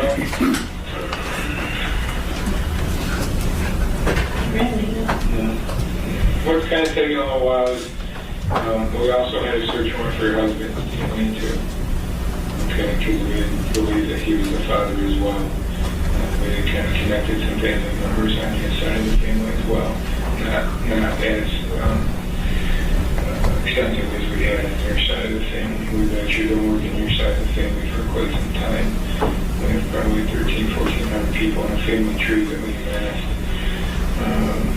Working the DNA back until we recently stayed in contact with your parents, but we believe that he was related to the baby as well.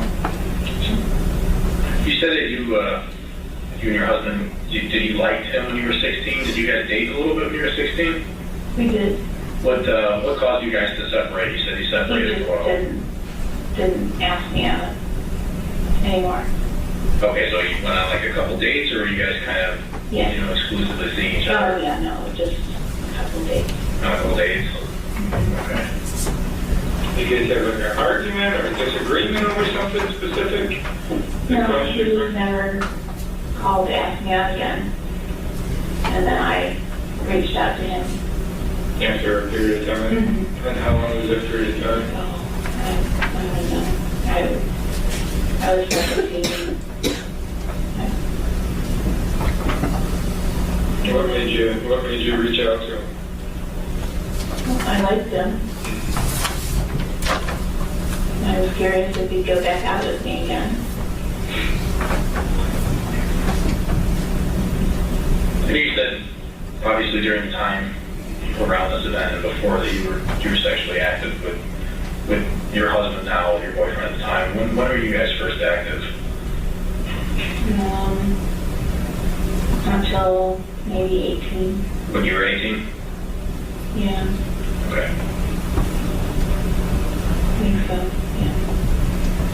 So was it the second time that you guys started dating again? Yeah. Okay. Did they tell you what caused you to have a miscarriage? Was there anything like we had some type of a medical issue? No, I just started bleeding during the night. Okay. And you got taken to the hospital when they take you? Mark took me out of the hospital. Mark took you to the hospital? Did you disclose during that pregnancy that you had been pregnant prior? No. No. Did they ask you that? No. No, they never asked you if you had previous pregnancy? No. Any kind of doctor's paperwork normally? When you go to a doctor, you said you hadn't been to a doctor previously for many years, so normally they make you fill out some, take paperwork if you want. Probably filled out paperwork, but So I would think that was on there, any previous pregnancies, especially when you go to see a gynecologist or something along those lines, that they would ask you, if you had previous pregnancies, previous, times that you lost babies. So I would think that was on there, but it was or it wasn't, or you don't recall? I don't recall. It could have been, I don't. But you don't remember if you would have put it out accurately, or if you would have lied about that, about the previous pregnancy that you had? If it was on there, I probably didn't mention it. So you probably would have lied. Is that fair to say if it was on there? Yes. Have you ever gone back to the area where you dropped the bag with the baby in? I have not. Have you ever tried to find the area again? No. Okay. Well, you've been out there at camp with something, right? Because your kids went there, I think. And I think, do your kids work there? Richie? Yes, I have two that are working there. What do they do? My son is doing maintenance, and when Courtney's done with her first round of internship at a daycare in Geneva, then she'll go out and she's kind of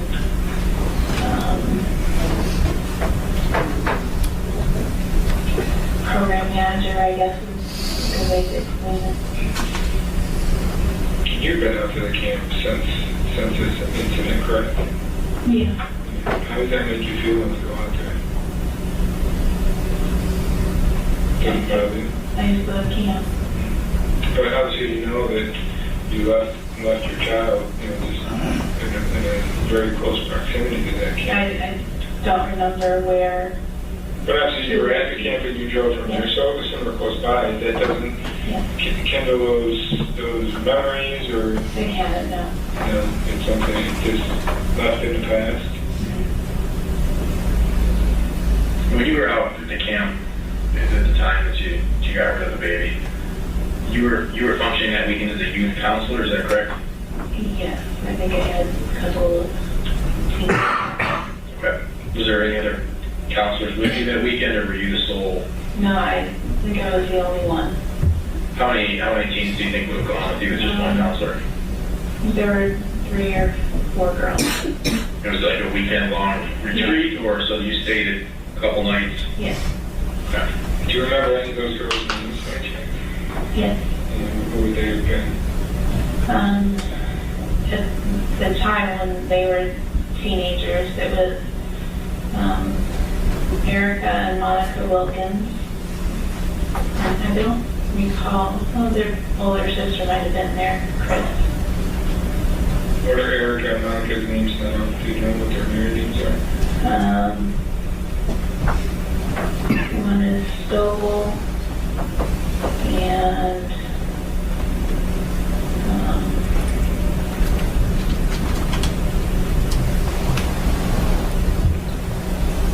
I'm trying to blank on.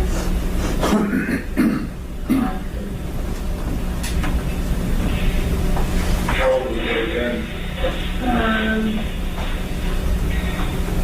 You said they were teenagers? Maybe 16, 17.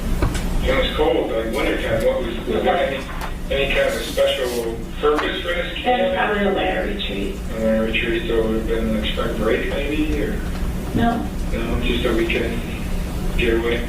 right.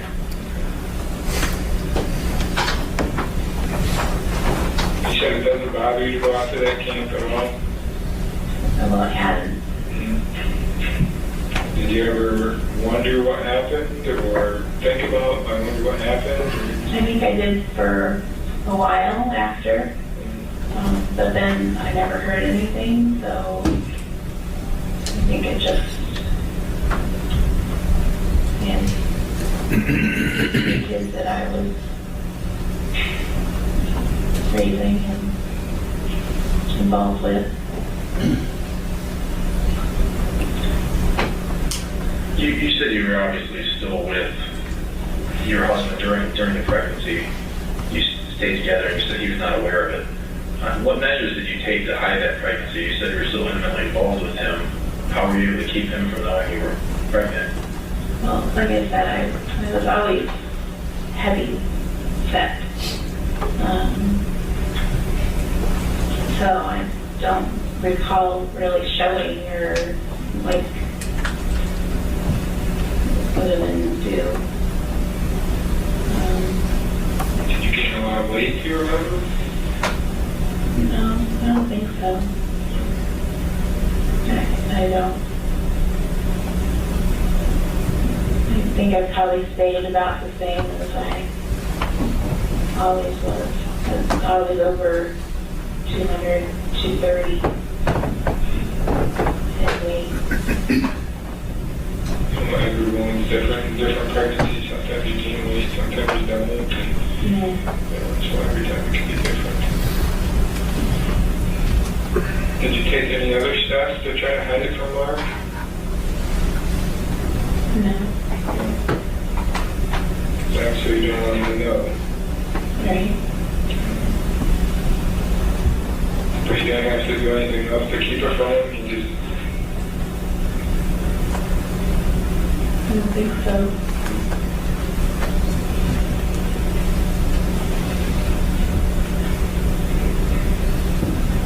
Since this has all been kindled up in the last 2 weeks, what's going on with you?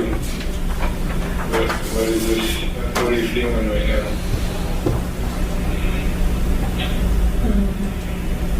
I'm ashamed, embarrassed.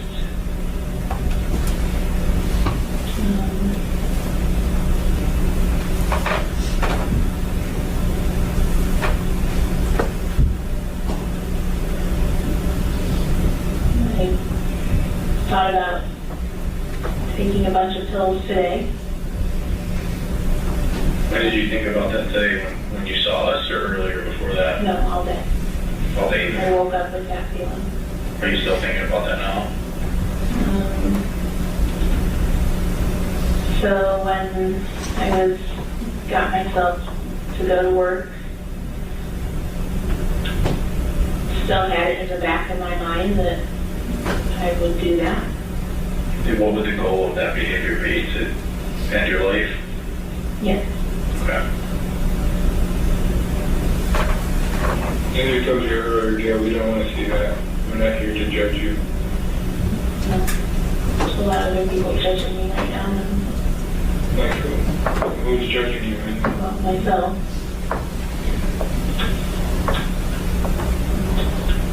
God.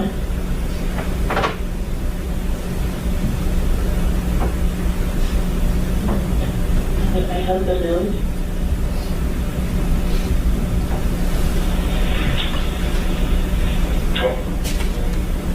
That is our concern at this point, is your safety. Not only from yourself, but from other people. How do you think Mark will react to this? Are you concerned that has ever been violent with you? No, never. No, he's been a wonderful husband and father, and the best, for a better person in my life. Obviously, this is. And that's why I struggled so much with trying to tell him or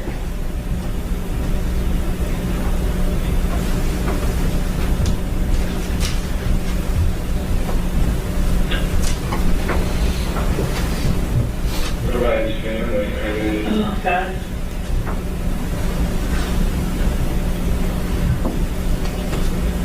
Maybe mention.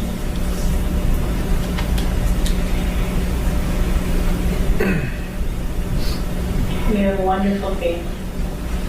But how do you think they're going to react? Would you be concerned for your safety from their family? Not like safety, no. No.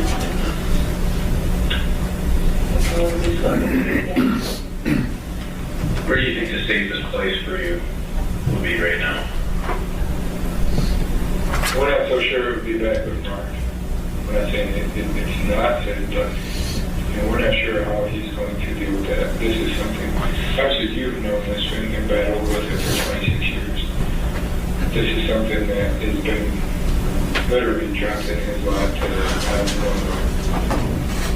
And I don't know how he's going to react to that. And we're concerned for him and for you.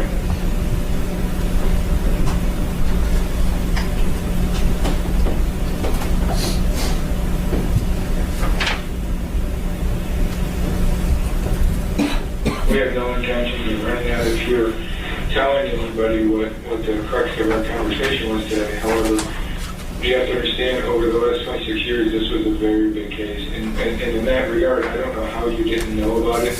There's been news stories, newspaper articles. Like I said, even as recent as 2016, there was a news story that some of the original investigators did on the news. It was probably a 12, 15-minute article that they did on the news. So this is something that was and is something today very big in the community here in Geauga County. There's people that, like we said, donated clothes, they donated the burial expenses. There's a headstone. Yeah, there's a headstone and a memorial. They did a ceremony and did a headstone and memorial. And your child is referred to as Geauga's baby. Because so many members of the community donated different things for your child.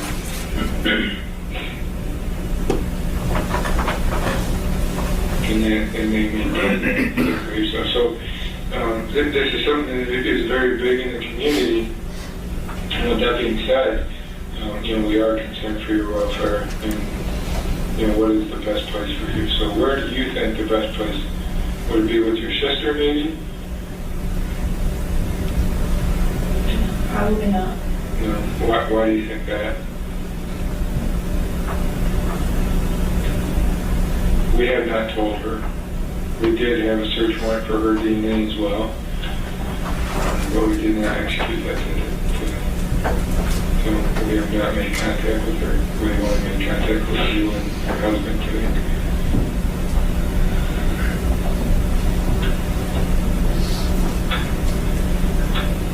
Where do you think you'd be safest, Gail?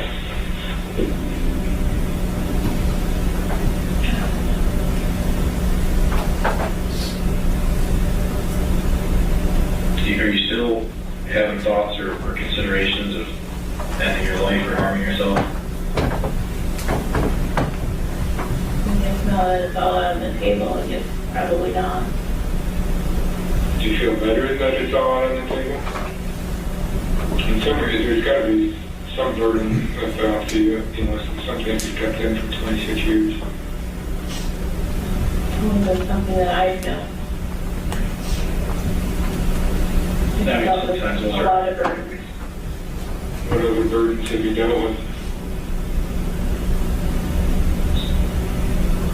Growing up wasn't easy in my house.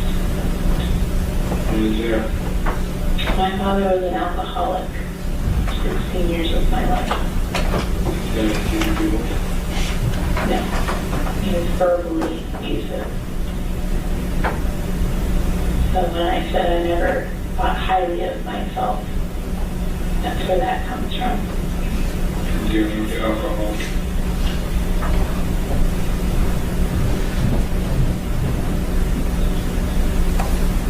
And speaking to a lot of your family, I understand that even though your dad was adopted, that was something that was, his parents were not known to be great parents. I didn't know that. And, your father and two of his siblings, when your grandmother passed, they were given up for adoption. Your father was the only key until we were to leave. And he was given up for adoption.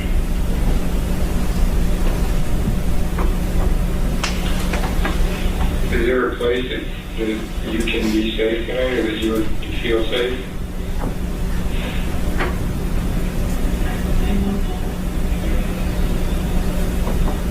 I left to see work. I don't know what's going on.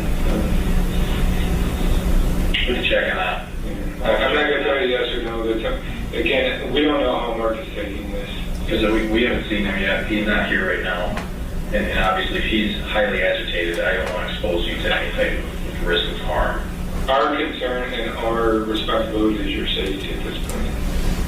And where's the safest place to be, not only from other people, but from yourself. In talking to you, you've already had thoughts of harming yourself. Today, I'm going to venture to guess, was not the first time that you considered taking those pills. It was. It was the first time. Did you consider harming yourself any days prior to today? No. What triggered that today?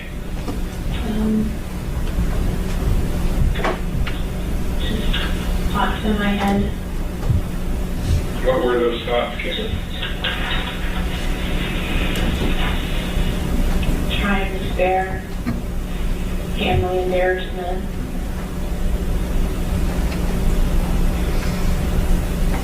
Shame.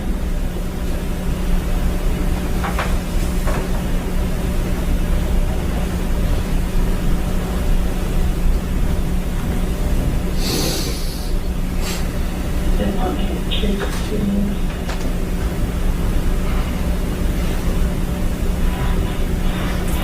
Your kids still love you, Kim. It's not going to change your mind for you. You're still their mother.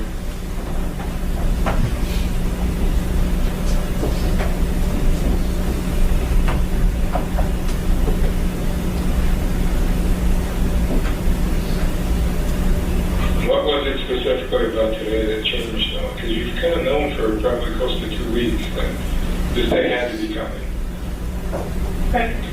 I knew that what you just said there. And I don't know, I just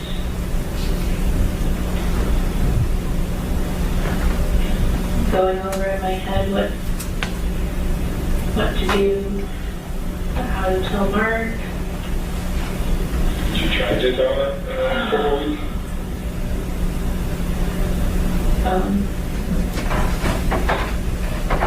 Tried in my head to think how to tell him, yes.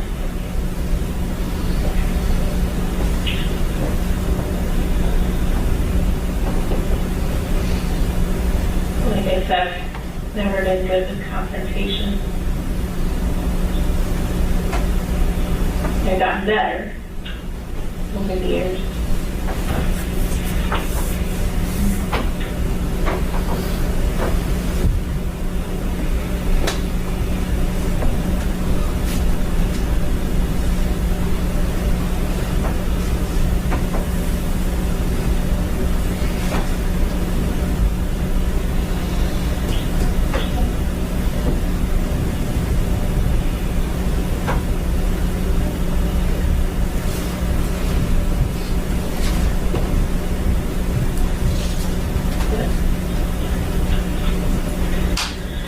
Ultimately didn't want to do it just because I didn't want my kids coming home and finding me.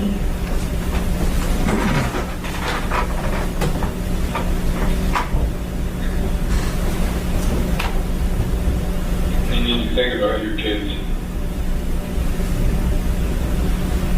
Because it's going to hurt them even worse. It's done and done, and the mistakes you've made. But if you do something like that, it's only going to hurt them even worse.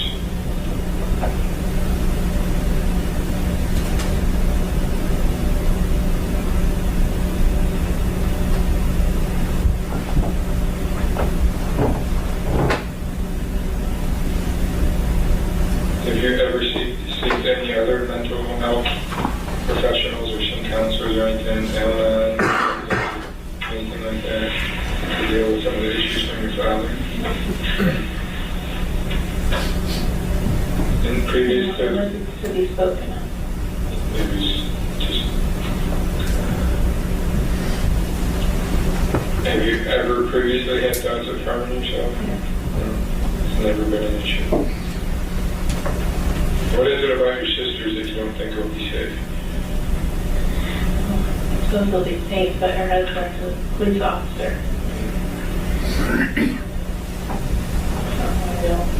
And do you get along with them? Yes, I get along with them fine. Do you think he's gonna, I mean, is there a concern with him, or, I mean, he's still your brother-in-law. I know, but I just don't want to take this into their hands. And you don't think you'd be safe at your parents' house? Well, I probably would, but they don't know yet. Yeah.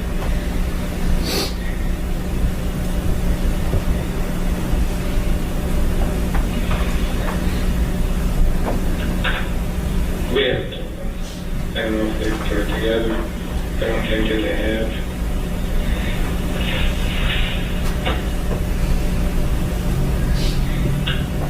Is there anywhere that you can think of that you would be safe?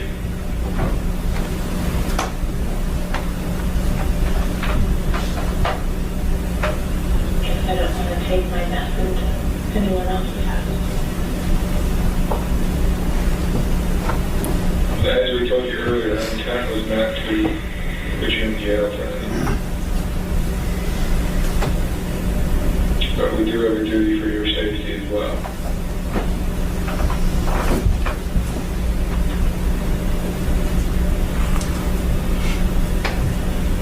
Yeah, if we had to talk to a mental health professional, would you be willing to do that? Would you speak with someone if we were able to find someone to talk with you? Sure.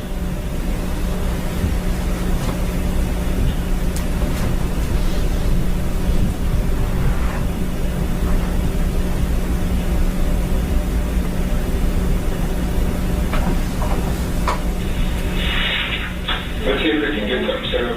Yeah, we have genuine concerns for your safety at this point. Yeah. You may not think so, but we do.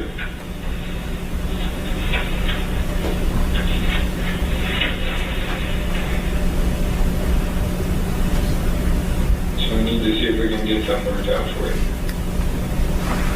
So if there's anything you can think of, I understand that you don't want to bring your issues into somebody else's house, and I respect that. But we also don't know. I mean, your kids don't know. Your husband just found out. We don't know how it's going to go.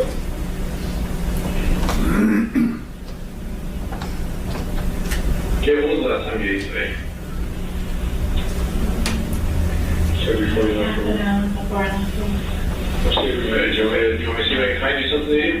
Well, we'll see if we can get you something, and then it's your choice if you want to eat it, okay?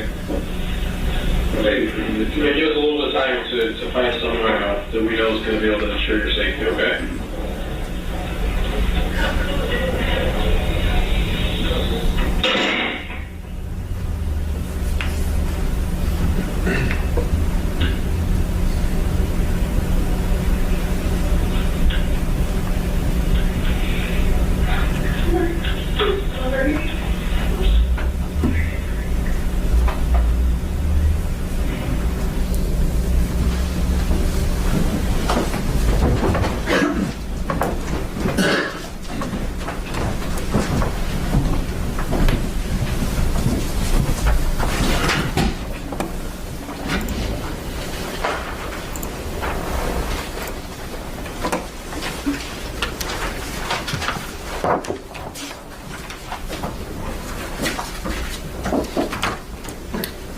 May proceed. You may proceed.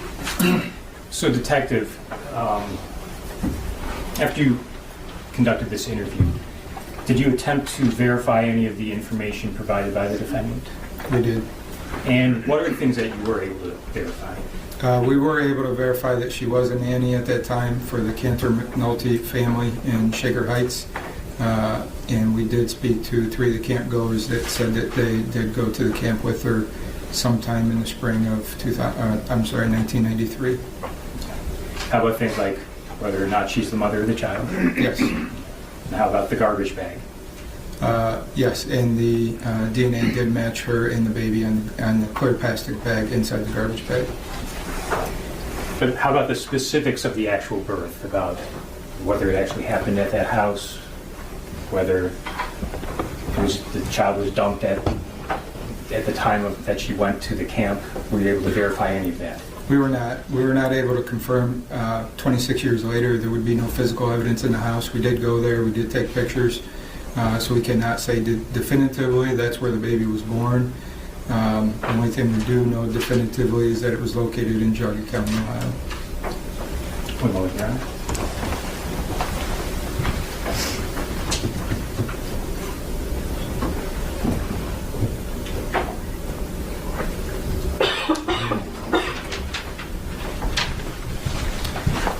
Detective, were you able to determine where the defendant would have been living back in 1993? I believe she would have been living, I don't know if I can answer that. Was that something you looked into? We were given a different address. Okay. But generally, do you know about how far that was, miles or travel time between that and the camp? Her parents' house would be 35 minutes, I would say. One moment. Thank you. I have nothing further. Commissioner Bradley? You have no questions of the detective. Thank you, Judge. Okay, thank you very much.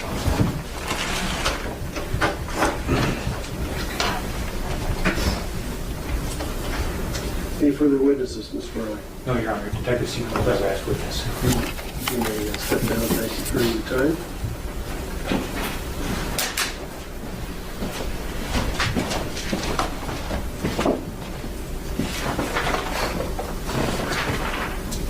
Mr. Burling, how would you like to proceed with this case? Well, Your Honor, obviously we'll make a motion regarding our exhibits, but other than that, the state would be resting at this point.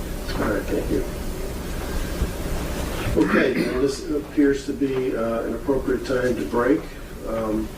So I'm going to excuse you.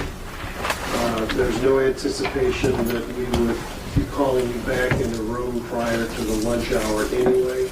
So you can begin your lunch hour as soon as we adjourn you from here. Same admonition regarding not discussing the case because you still haven't received all the evidence that might be submitted. And so please withhold any judgment, any discussion. Please check anything independently on your own, whether it be media or Facebook, Twitter, anything else that you might communicate with a device. I think that covers it all, so we are adjourned. You should talk about what time to come back. I'm looking for some input, but my suggestion would be about 1 o'clock. Can we agree? Sure.